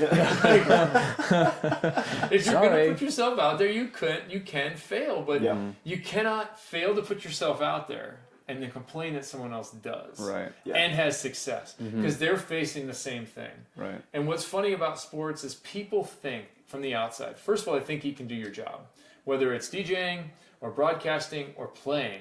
They think, oh, if only I was 6'7", I could be that person. Like, actually, you can't do my job. You can't drag your sorry-ass body one more time into the breach, dear friends. Once more into the breach. Like, I feel terrible. It took me 10 minutes out of bed to warm up, and I'm not even a football player. And now I have to do it again. Yeah. You couldn't do that, first of all. But people think that that's easy and that that's no problem. And that there's somehow some license to complain about it. Greatest job ever. You're just playing volleyball on the beach. It's so easy. What do you have to complain about? You're playing football and getting paid millions of dollars. Why are you complaining about playing 18 games? Because my head hurts. That's why. Right. Montez Burfict hit me, and I'm not feeling good today. 100%. But people do not understand the insecurity in the whole thing from the player side. And it gets worse because of the multimedia and stuff you can do nowadays. Instagram, like pump-up videos, Facebook, whatever it may be. You can build up a narrative of supreme confidence that doesn't exist. Yeah. Even for the top players in the sport, it is a very fraught environment when you're constantly competing for your job. If you're on the indoor side, right? Just for your job, just to get a chance to travel and maybe play, or on the beach side to make a living. Besides that, and it's not as stark on the indoor side because you have whatever you're going to make, whether it's crappy money or good money. Yeah. You at least have a salary for that month. But for you guys, it's like, okay, I not only have to deal with all the insecurities of performance, but I also have to deal with all the insecurities financially of what did I make? Did I get in a scooter crash and have to pay for the scooter and blow all my money? Well, especially as a qualifier, there's so many unknowns and no guarantee. Yeah. And I say this all the time. I'm sure I've said it on the Net Live, but my wife and I talk about it all the time. As a player, I understand the complaining because you're coming from a selfish position. And by that, I mean you have to get all of your training. You have to control all of your coaching. You have to do all of your travel. Yeah. You have to do all of your recovery. No one's doing that for you. Where in some other sports, that's being done for you. So you're already just thinking about yourself. Yeah. So when you get to an event, it's like, wow, the warm-up court's 25 feet further away than where it normally is. That's BS. How come that's the case, right? So I understand the complaining side of it. Right. And for me, I'm not technically an AVP employee. I'm an independent contractor, but I was a fan first. So I come in from a fan and then from the entertainment side and then kind of being an employee at the same time. So I see all of it. So again, I understand the complaining, and then I understand when that complaining, you're just like, really, bro? Yeah. Like, do you think I want the qualifier to be or the contenders bracket to be on a further beach than the one where on North Beach in Chicago? Like, that's not what they want. Yeah. Right? But somebody's going to complain about that because you're just thinking about yourself, which is understandable. Yeah. So I don't think all the complaining comes from necessarily a bad place. Right. But there are times where you're like, if you just stop for 1 second and just think about it, just take a step back and be like, yeah, you're right. They don't want to put me at this other beach, but the lake is taking over this beach, so that's just the reality. Yeah. Or don't play. Those are your choices. Then don't play. I was shocked that they were able to do it that well, because when I went to Chicago a month earlier for an AVP Next, it was completely washed out. Yeah. Like where the courts were for the contenders bracket was knee-deep water. So I called Josh. I was like, you guys might want to take a look. Yeah, just there was real concern. Yeah, it was crazy. And then when I saw the setup, I was like, this is like 8,000 times % better than when I saw it, because I was like, there's no way. Stadium court was supposed to be bigger. Okay. Yeah. Which it could not because the lake was coming after it. We'd be swimming. Yeah. You'd have a floating section of the stands. Yeah. A few years ago, we had waves hitting the players' stand. Yeah. Josh was in the lake at 1:30 in the morning getting signage, like in the lake, not just ankle deep, like in it, getting things at 1:30 in the morning. Right, there's a lot of stuff going on that people don't know about. So when people complain to him, I feel bad because it's like, I'm not sure you really understand everything that Josh does, being the creative director. And he was in the lake at 1 a.m. and then he was working out with Rich at 3. Correct. and then on the sand at 5 a.m. getting everything ready for you to play. Yeah, exactly. Yeah. No, I tell young people when I speak now to college teams, young folks, whatever, tell them one thing that's an important message. Remember, wherever you are, you chose to be here or there, right? Yeah. You chose to be there. Mm-hmm. So don't complain about where you are if you chose to be there. Yeah. That's the whole thing when people win the lottery. What's the first thing they say when they win the lottery? Damn it, I got to pay taxes. Well, okay. Yeah, that too, yeah. People are like, what are you going to do now you won the lottery? What do they say? I'm going to buy a bazillion things. I'm going to quit my job. Oh, right, yeah. If that's true for you right now, that you're going to quit your job if you win the lottery tomorrow, go quit your job. Yeah. Right. Oh, I can't because... No, you can. Right, yeah. You're free to do whatever you want. You're not stuck. Mm-hmm. So remember, if you're there at a volleyball tournament or you are watching online, you chose to be there. You don't like it? Go away. I love that. You're firing me up, Kevin. No problem. But that also doesn't mean like you can't keep pushing the envelope and asking for things that are needed. Mm-hmm. Yeah. But it's also just realizing the reality of what's going on. There's that fine line. And put some thought into it. Of course. And like don't complain just have an answer. Don't complain just to complain. Exactly. Right? Like when there's 5 million people in my DJ booth, including Kevin, when my name's on the outside of it, I was like, you have your own booth. Get out. I brought M&M. So. He did bring M&M. But there needs to be that many people in there because of all the stuff that's going on. You gotta understand someone's currency. Yeah. Totally. Try to learn that with the kids. You gotta understand the kids' currency and you gotta play with that. Yeah. No, but you have to understand what's happening around you. When I was 23, we talked about that period earlier, for like 97 and 2000 on the national team, right? The bottom line is the sport in college is better than the sport of the national team, especially at that time. Now it's close. Yeah, I went to SC, and I've never played in a better environment than that. So my NBA locker room, 100%. Yeah. Pro sucked after that. I was like bird poop on the ground in Puerto Rico after that. I have to carry my own bag? Yeah. Yeah. Right. Yeah, and so they actually tell a lot of the women's players, like, you've already played pro volleyball. Oh, yeah. Because I got to the national team, and I thought, well, I'm going to the national team, like the Olympic training center. Yeah. Right. I got there, the workout gym, like the weights, worse than my high school, okay? Which is a joke. So it's both ways. Number one, I need to deal with it, but number two, that's a joke. Right. Yeah. Now they actually have a facility like that. Or your high school gym was legit. Right, yeah, that's true. But it was terrible. But when I got there, I had these expectations for what it should be and how USA Volleyball should function, and we should get better airfare and this that. We have the worst airfare. We have the worst trips. Mm-hmm. That's how it is. That's what you signed up for. But I raged against it through 2000. A little more understanding in 01, but then I got hurt, and I'm off for a year, and I have 2 kids, or 1 kid by that point, and I have a kid, and so when I came back, number one, I was happy just to be back. Yeah. Number two, I was more mature and realized there were bigger problems in the world. So when we did fly to Miami on our way to Brazil, and this is as a player, and the flight's canceled, of course it's canceled. So what are we going to do? Let's go figure out something to do. Don't bitch about it. You can't do anything about it. Right. Yeah. Just figure it out. But that's some maturity, and people need to figure that out. And if you're an internet troll, you don't have that. So it is maturity. That's the whole point, is that you can be on the internet. I think one thing, like if I went to talk to USA Volleyball or even the AVP, that I would suggest would be doing a little bit of educating the players about small stuff and how things work when they come on tour. Because I feel like there's a lot I could tell a guy coming out now, or I could tell myself, let's say, back then, that would help to like just get on the same page right away and even gain momentum in terms of sponsorships and how can I create value and where do I start learning. Basically, you got to learn, right, in anything. Yeah. Gain knowledge, that's where the value is at. I think veteran players can take that on themselves we should. As well, too. Yeah. Yeah, I think so, too. I mean, maybe there doesn't need to be like a platform or like a meeting every year, but that could help, too. There could be. There could be, yeah. Maybe that's what we need in Sandcast meeting. Yeah. Like well, in NBA and NFL. We're saying it right now, right? NBA, NFL, they have like you're a rookie in the league. Here are the things that you can expect. Blah blah. Obviously, they have way more money to do that stuff and more of that thing. That's why I said drink and drive. We will literally pick you up seriously anywhere. But that's why I said like and now that's maybe on a younger player. Like if Phil went up to you, if Phil went up to you when you're in the qualifier, I'm like, hey. Now that you're in the main draw, here are the things that you would be like, this is the greatest day of my life. Oh, for sure. Right? Or like some potential qualifiers would be like, why is this guy talking to me? Right? Yeah, like, why is Phil speaking to me? Well, that Which fine, right? So then it goes both ways. Like, could Phil reach out to younger players? Sure. Could you be like, hey, Phil, can I buy you a cup of coffee for 10 minutes? Exactly.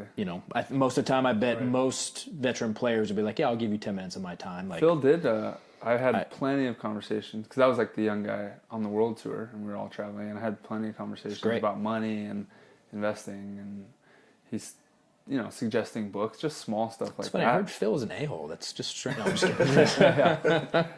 He talks? He's never blocked Kevin. Did you know that? Never blocked Kevin one time. Oh, yeah, Phil's never blocked me. It is funny that you mentioned that, like, a veteran player coming up to a qualifier guy, because I lost to Rosie in the last round of Hawaii, and 2 minutes later he comes up and he's just like, hey, like, this jump serve worked, like, really well, like, awesome, hated passing that, like, this worked well, like, you could probably do this better. And I was like, thank you, I'm going to hold on to all of these things. And that's also probably because Rosie has seen your grind, right? Like, he's not going to just walk up to the first time he's seen a qualifier player and be like, hey, let me give this person some advice, because they don't know. How do you know if that person's really putting in the work, right? Like, I think, especially with all your writing and the podcast, people can see your progression in the sport. So, but I love that Rosie did that unprompted. Yeah, that's great. Awesome. Just it's hard. Totally volunteered it. That's hard as an older player to do too in our sport, because they are your competition. It's not 100%. It's not like being on the Lakers and there's a rookie on your team. You're totally incentivized to help him. It's easier. Yeah. Whereas like me going up to, let's say, Troy last year and being like, dude, so good here, just a little more discipline here, and this and that and that. And oh, by the way, when you travel here, this is what's going to happen, and blah, blah. Now I'm helping him, and then I got to play him. Yeah. I'm like, damn it. It's a little more stark because in basketball, you have a contract already.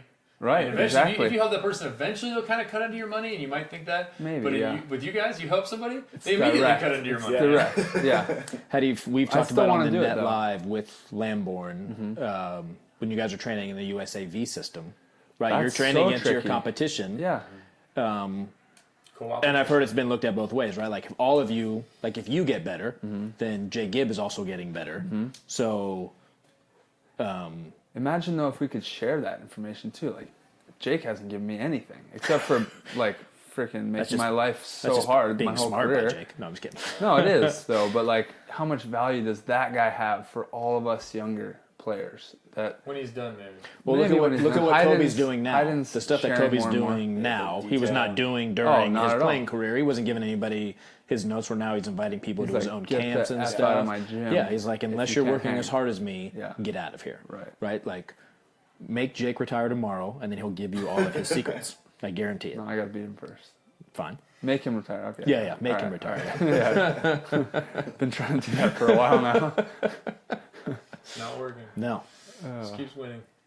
So with the Net Live kind of come to an end, you got Amazon year 3 coming up. Are there, like, what did you learn from the first 2 years with Amazon? Because like you said, like, you had pretty much full green light, like whatever you wanted to do, which in one spot is a thrilling position to be in because you get to do whatever you want. In another spot, it's almost like kind of terrifying because you get to do whatever you want. Like, there's not as much Kevin direction. wearing like all gold right now? Yeah.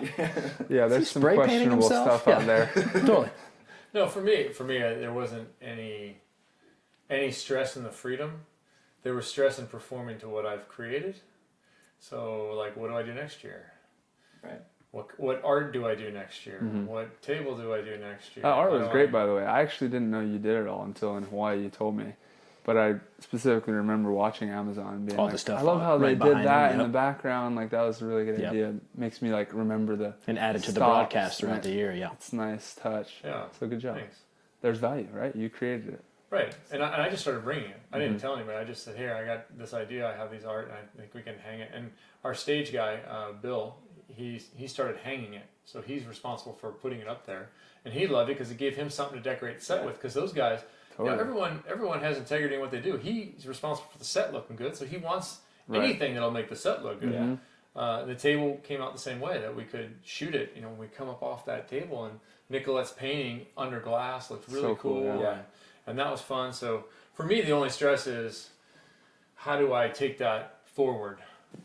We are going to take a quick second to pause for a commercial break from our sponsors who keep the show moving forward as always, as do you, the listeners. You guys are by far the most important part of this show. Just wanted to give a huge thank you to everyone who always says hi at the beach and says thanks for the show, thanks for all the information, for putting it out. And honestly, I almost feel bad taking gratitude and thanks because it's just a blast. It's an absolute blast for me and Try to just talk volley, and it's an absolute blast to know that you guys are listening. So a huge thank you to you guys, the listeners. You are the reason that we do the show in the first place and the reason that it keeps going on. Another big reason is the fact that you are still supporting our sponsors. One of our favorites, obviously, the ball maker of them all, Wilson Volleyball. The AVP plays with it. The CBVA plays with it. The college girls play with it. Everyone plays with Wilson Volleyball except for the FIVB who uses them in Costa, but we're not going to worry about that for now because for now it's the end of AVP season, which means that your balls are probably a little bit beat up and that you probably need some replacements. So order some at wilsonvolleyball.com and use our discount code WilsonSand for 20% off. All right, that'll get you a bunch of new volleyballs that you'll need heading into the off season at the end of season here as it winds down. Our next sponsor. Now, all the Beats players listen to this. You need something to do with all your prize money. Might as well go over to Pacific Coast Wealth Management. Hit up our guys over there. They can help you out with a retirement portfolio. They can put your money in all the right spots. They're great guys. They know beach volleyball. They're the ones who help put on the Laguna Beach Open. So hit up our guys at Pacific Coast Wealth Management and talk to them about your finances today. And last but certainly not least of our sponsors, we have Firefly Recovery. And God bless those guys at Firefly because they are the only reason that my knees are still intact at this point in the season. Travel, it isn't just a pain to travel anymore. You can actually recover while you travel. You can just strap them on your knees, and it moves the blood flow around. So when you step off the plane, you're not all stiff, and you don't need a full day or two to get ready to play. You are just ready to rock and roll as soon as you step off the plane. If you are an office worker, you can slap those things on while you're in the office, and it'll go. I've gotten a lot of messages about Firefly and how great they are, so give them a try today at Firefly Recovery. And now, back to the show. And we're back after a brief message from our sponsors. Perfect. At least we didn't ruin it like Casey Patterson ruined our podcast one time. He literally said boom. We asked him to say it so we could use it as a drop. Right. And broke. It literally, he was phoned in. It literally shut down our entire podcast. Like we couldn't get back online. We couldn't do anything. It was like, well, that was it. We had like Doug Beal was coming on after that. Hugh McCutcheon was coming on after that. We had to call him, say, sorry, Hugh, our show was over because Casey Patterson ruined it. He boomed us. Yeah. Wow. I was waiting to see if Boom Baby was still on there, but You'd ask kind of about the stress of doing stuff for Amazon and how do I one up myself was what I was going towards. But I remember the point now that Jeremy interrupted me before. Typical. One of the makers I listen to, really experienced guy, been doing it for years and years, on and off TV here and there, as a maker of things. So he makes art and whatever else. He said at some point you have to remember you are the master of that object. So whatever you think the object should be, that's what the object is. Yeah. You're the master of it. Don't let it stress you out because it's not going where you thought it might or where it looks like it should or whatever. You own that project. Yeah. So same thing here. I made that stuff. I decide if it's good or not. And sometimes I put it out and people don't like it. The first art piece this year I put out of those black and whites, I sent it out to some friends and well, what if you do this? What if you do that? I'm like, no, I just want to know if you like it. I don't care if you want to reorganize it. It's my art. I'm not going to change it. Yeah. Yeah. Yes or no. Right. Yeah. You can, like the emperor, you can just do this. That's all I need. Do you have happy thoughts or crappy thoughts? Right. Yeah. So there's more of that for me next year on Amazon. I'll do some other stuff. We'll probably build another hammer. Nice. A lighter hammer? Yeah. Do some shoulder workouts. Kevin's coming in yoked next year. Yeah, for sure. One hammer for the show, one hammer to swing. Yeah. There's a shield coming. Ooh. The shield will be for the defenders. I like that. And there'll be an on-court promotion for that as well. That will involve the fans. Every tournament has like a winner of the shield. Yeah. The defense. Best defender. And then best attacker, you get hammer award, right? Okay. Yeah. And this year it was somebody new every week, right? Like if you won it once, actually Troy Field got on there twice.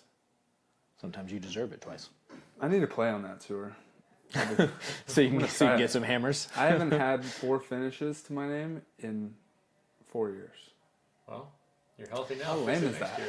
Well, and that's the So reality of the lame. sport, though, because you have to go overseas. I hate it. Yeah. Because AVP is so fun for us, and World Tour is so challenging, which obviously we love, but it just sucks. I just like to remind people that you went on a Sunday, and 2 hours later you're on a 12-hour international flight with your knees in your chest, like. And then these guys who are playing full-time AVP are just been there for 2 days, haven't played for 3 weeks, been playing with the Wilson. Yep. And I can't say it out loud, any of this. I just have to internalize it, show up, beat them, or lose and suck it. Just remember, you chose to be in Stad. 100%. Yeah, exactly. Yeah. But we have those stupid thoughts that pop up when you're sure. But then also, if you lagged flip it around, they're like that other player. They want to be there 100%. For sure. Yeah, exactly. Doesn't make it easier, right? Just because the wear and tear. A lot of times we have bank transfers coming in that they would love to have. 100%. Stipends from the national team. And totally. All. So we can spin it however we want. Yeah. What Jake and Taylor did in the last 4 weeks of the year was insane. So Wednesday before the Chicago qualifier, they played in a NORCECA qualifier with the Molten. Then they flew to Chicago, won Chicago with the old Wilson, what is now the old Wilson. Then they flew that night from Chicago to Rome to play with the Mikasa in World Tour Finals, took 4th. Then flew from Rome to Hawaii, which is not a short flight, to play with a new Wilson, and won Hawaii with 4 different balls and completely around. What the a world. bunch of jerks! With the ball thing, I hate them, but that's pretty impressive. If you tell yourself that the ball matters, then the ball matters. If you tell yourself the ball doesn't matter, the ball doesn't matter. That's a good point. Listening Makes to guys no practicing, difference. Well, it was that's hilarious. of Before course. They were like, they hit a line shot out. That ball is crazy. I'm just like, yeah, it must have been it. any change, people are gonna freak out about for sure. When this design of the ball came out, people were freaking out. Yeah. Right, and then a week later, Such this is a great change too. minor change. And I haven't. I've seen the new ball. I haven't touched it yet. I haven't played with it. Everybody I've talked to said it's basically the same ball for the most part, as far as different. Travel. Right, you can see it, but just like Kevin said, just play with it. Yeah. Right, but that's also a thing that other professional athletes don't have to deal with. When are they playing with? If the Lakers in LA play with one ball, but when they played the Bulls in Chicago, did they play with another ball? They would lose their minds. That's women's collegiate indoors like that. Which blows my mind. It's idiotic. Oh, yeah. That the NCAA doesn't have hey, we're all playing with this ball, which is strange to me. Right, all different But manufacturers. each school, and I get some of it's their sponsorships and all that stuff that go into it, but each school can decide what ball they want to play with. So how's that not an advantage to your squad? Totally. Yeah. I know a school that wants to play with the old school Molten balls, like the Molten Pro Touch from the old men's days, just so they're totally unique. Interesting. And every time someone comes to their place, they got to play with that other ball. I've always said I feel like the beach ball is softer than the indoor ball, and shouldn't it be the other way around? Because I feel like the indoor ball, if it smacks you in the face, because people are hitting a lot harder. The Molten one for sure. Did you have the Pro Touch, or were they on the Soft Touch by then? I don't remember the names. Yeah. Try just went out. Try was it's just a ball. I'm just going to go out and play. Yeah, I don't know. I just chiseled the block every time, either way. They're definitely different, but my point with the beach is we're not talking about such radical differences. It's different manufacturers, but those. It's not square now. World Tour's a little. It's pretty different. The style, you'll watch the game and it'll be different. Dahlhauser will rip. He does minimal that he has to nowadays, but when I first came out, he would jump serve the Wilson and then back row attack is what I like to call it. Float the Mikasa overseas. Yeah. Because it moves different. So if you know what the differences are, then you know the difference. Yeah, you got to play to it. I mean, we had Reed on too, and he was talking about when he came out, he had his indoor routines down. He knows his toss, the way he swings, where the ball's going to go. But now he came to the beach. He's like, but now I'm serving, and I had all these reps on that one court. Now the sand's shallower. It's dug out a little. I'm serving out of a hole. There's wind, and it's a different ball. So, if I do the exact same serve, it's going to go in the net. Yep. So, that's something he had to I guess, deal with or figure out coming out to the beach, which is something I've been playing beach basically my whole life, so I never really thought about it. Yeah. Hermosa beach is going to be a little different. Throw it over there. Yeah. Wind is here. I'm in a hole. I'm going to wrap on top of it a little more or whatever, But it's, I don't know. It's a willingness to be uncomfortable. Yeah. Yeah. And everybody was playing with the new ball. It didn't really, it's not like anybody was at an advantage. No. It wasn't radically different. No. People kept saying it's a little slippery with the paint. Tiny bit. Whatever. It behaved more or less the same. Yeah. A little more movement on floats. Well, that was probably, I don't know enough about it, but it was the first run of that ball too, probably. Yeah. So I'm sure the next, it'll tighten up a little bit more and be the same. Right. No. Would be my guess. I don't know. But did they consult the players? I actually thought the whole time, because I've been playing with that splint on my hand, a third of my hand's covered in plastic or wrap. Yeah. So I was like, I cannot get on top of the ball. But I never thought about the ball. I was just thinking it was my hand. Oh, and just like spat everything. And then people started talking, and like we were playing Reed. Like he was everything that came high to me. I just let it go, and it was like 6 inches out. And I noticed like everyone's serving, and everything was just like sailing a little bit. I was like, oh, yeah, maybe it's not my hand. People talked about that. It's also humidity could have had stuff to do with all that Reed stuff. said he was like, palm sweating. Dude. It was so hot. It was hot. I melted on Sunday. Yeah. In the DJ booth where I'm not moving, Palm sweating just is dripping not good when you're sweat. trying to handset. Yeah. yeah. When certain players like Hayden or Jeremy Casebeer look like they just jumped in the ocean and then immediately onto the court to side out. Oh, Hayden looks like that all the time. True. That's very true. He's gross. I'd have to stop. Dude, I had to handset all of his passes for a few years. Coming Like, off his soaking wet platform. Anytime I got called for hand, that's His fault, John. It's on me. As you're going to handset and you just see it glistening in the sun. Look You're at like, this. No, it's like it's spinning, and then I'm just getting God. wetness on my face. That's sweat- not an exaggeration. your at all. sweat is in my eye, bro. No, yeah, you'll set, and then there'll be like moisture on John your Hyde glasses. in your eyes. Yeah, you'll see like droplets on your glasses. I'm like, awesome. oh, gross. John, My first year gross. in the national team with John, '97. We were in Puerto Rico playing in the Norseco event, and we had an open air gym. It's hot and humid and everything else. John took his shirt afterwards and wrung it into a 12-ounce cup. Yeah. It was full. So disgusting. Dude, he works out. It's my trainer now. He introduced me to him in the valley, which is just a desert. Shots fired. Yeah. Suck it, John. In a garage, like we've gotten it up. I think it was like 100 degrees at least in there. Like Just doesn't matter what time dripping of the year. sweat, yeah. And he's already John Hayden. Like it's gross. That's why you guys have 2% body fat, whole- because you just sweat it out the whole If time. he's doing yeah. arm stuff, you cannot be in front of him because like there's sweat coming straight off the fingertips, and they're going. It's like the Mr. fan. Yeah. Just John Hayden. I'm like getting my reps. John, I'm trying to work out over here. Dude. Hilarious. That is hilarious. Yeah. I know we have. We've kept you boys here for a while. Yeah. Kevin's a talker. And the That's net live true. usually ran long anyway. Oh, So 4 it's just kind of podcasting perfect. all stars Yeah. here, so Yeah. you know, we're gonna talk. St. John Smith, speaking of running over, I meant to say this earlier, I don't know. St. John Smith are talking about our podcast and your guys too, where like you never know how many people are listening. St. John, we'd have St. John on before, but we had him on one time, and it was literally like a 3-hour podcast because you asked St. John one question and just let him go. And you're not going to let St. John you talk as long as you want, and when you're done, then I'll put the next question. I think we probably asked him 5 questions in 3 hours. And it's all just great material. The people watching live only got to see an hour and a half because it went overtime. But St. John, to both of us, after that podcast, like he was, he knows us, doing us a favor, blah, blah. I was like, wow, like all these people keep coming up to me and saying, hey, really enjoyed you on the net live.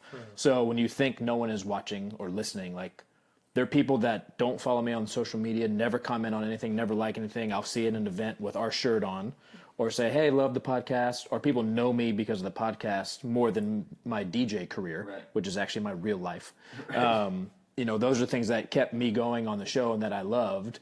And the fact that St. John, who is huge in the sport, was like, thought he was just doing us a favor going on some little podcast. And, tons of people are coming up to him and saying, hey, really enjoyed it. Like, he was like even shocked. He's like, wow, you guys have a nice little thing going on here. Yeah, sweet. I thought it was just going to be us. And so Maybe we can get him on then. There you go.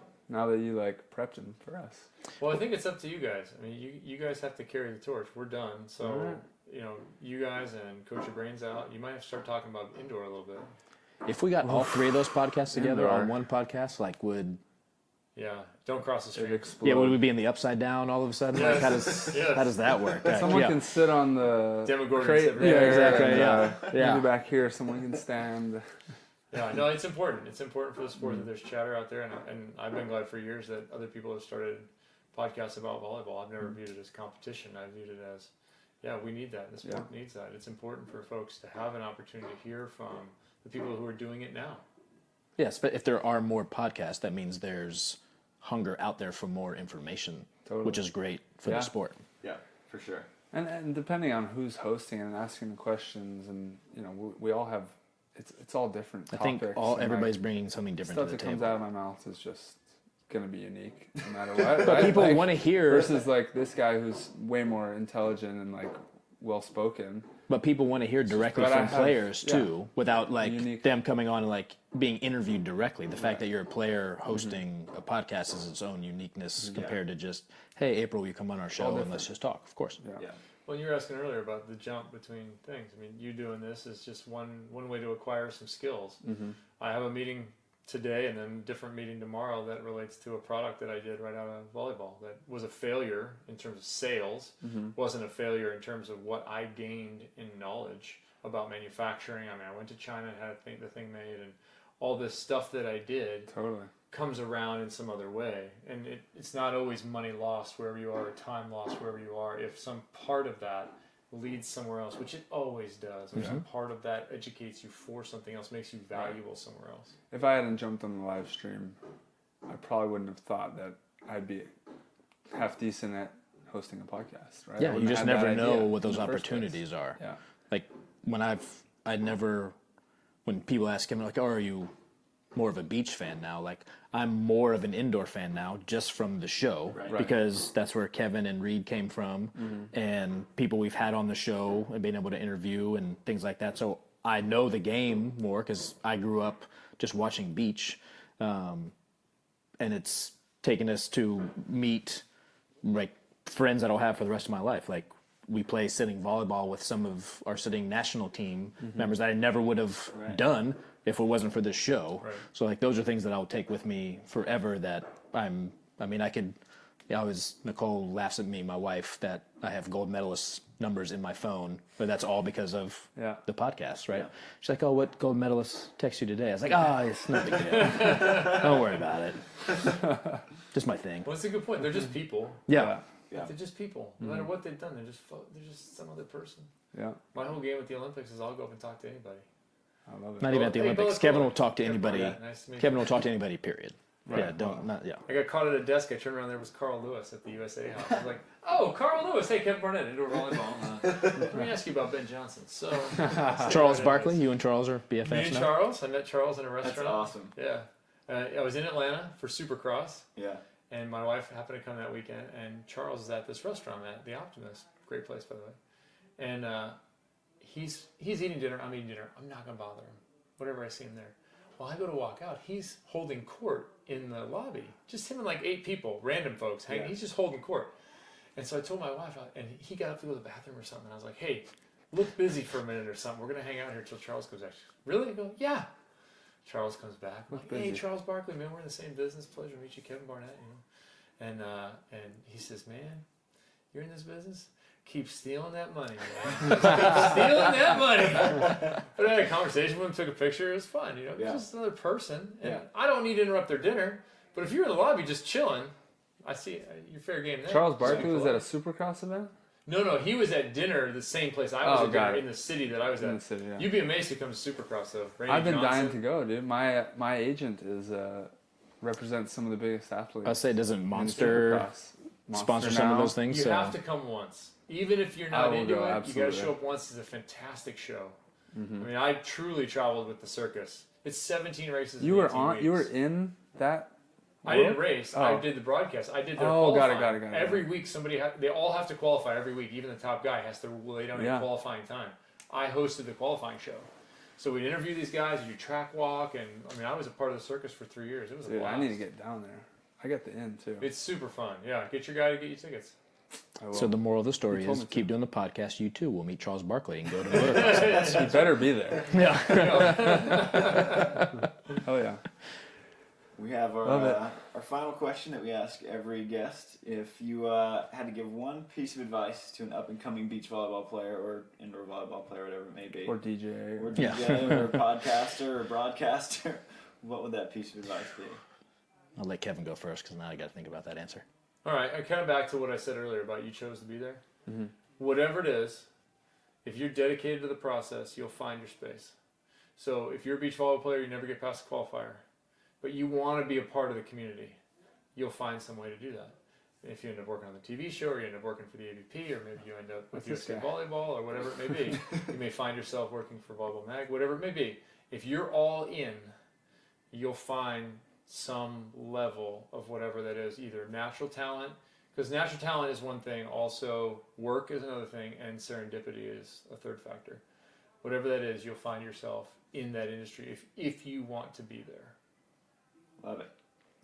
Yeah, and you can only control what you can control, but those things will create opportunities for you. Yeah. I can't control when it rains and having to cover my DJ equipment with tarp, and that sucks to DJ when I can't see anything. But if the players are playing, I'm still going to do that. So it's either I can complain about it, or we just have to deal with it and go through it, right? So there's only certain things under my control, and if I am comfortable with that, and then create other opportunities from that, who knows what doors will be open. Yeah. I didn't know the AVP was offered to me in the way of, hey, I know somebody that needs a DJ for some volleyball thing. That's how the AVP was presented to me. Didn't say anything about being the AVP. I was like, oh, somebody's backyard barbecue, right? And then it turns into AVP. So you just never know what those opportunities are going to be. Yeah. If you want to put it on a chalkboard, bring value. Yep. Whatever you're doing, let's do it. Bring value where you're at. We need to get chalk, but we will get it up there. Yeah. That's why there's nothing written. I think that's what you just tell people. Bring value to what you do. Yep. It won't always make you indispensable, but it'll make people happy that you're there. And have fun while you're there, for crying out loud. Heck yeah. We just try and have fun on the Amazon broadcast. Because you have to. I mean, I'm here all day. I'm not going to be miserable all day. Yeah. Not anymore. Just go out and have a good time. Yeah, but that's their choice, right? You can choose to be miserable, which is going to suck, or you can choose to make the best of that situation. And the hardest part of that was Hawaii, of all year. Even Austin Sunday was... It's brutal. That was really rough. I think Hawaii might have been worse. Hawaii was hot. So hot. I mean, both of them. They might be equally bad. I don't know. And there was no breeze. There was no breeze either no day. breeze. Well, first of all, the crab's moms, our moms are paddling across the channel. Yeah. 40 miles and just dead still wind. Dude. Yeah. So that made me complain a little less. Yeah. They're out there. I mean, you're all suffering the same thing. Yeah. So why bitch? But you can be funny about it with everybody. Yeah. Right. Yeah. The thing that made Hawaii better is they just jump in the water at the end finally. Right. Yeah. That's what kept me going through that whole day. But you guys are up in the booth the whole time, staring at the water too. I could just be floating in that crystal blue water. I could quit my job right now and be right there. It'd be awesome. Can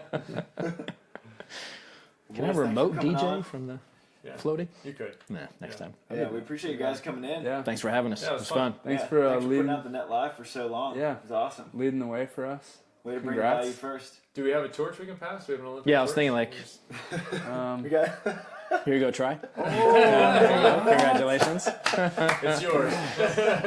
It's really hot though since it's blue. So you know the flame Monster is Hydro, by the way. Blue Ice, my favorite. Exactly. Yeah, thanks guys, and congrats. 10 years, that's pretty impressive. We didn't expect to do 1 year, really. We were just kind of coming up on winging 2. it. All right. Awesome. Keep plugging. Catching you. Thanks. All right, shoots, boys. Shoots. Shoots. Had to.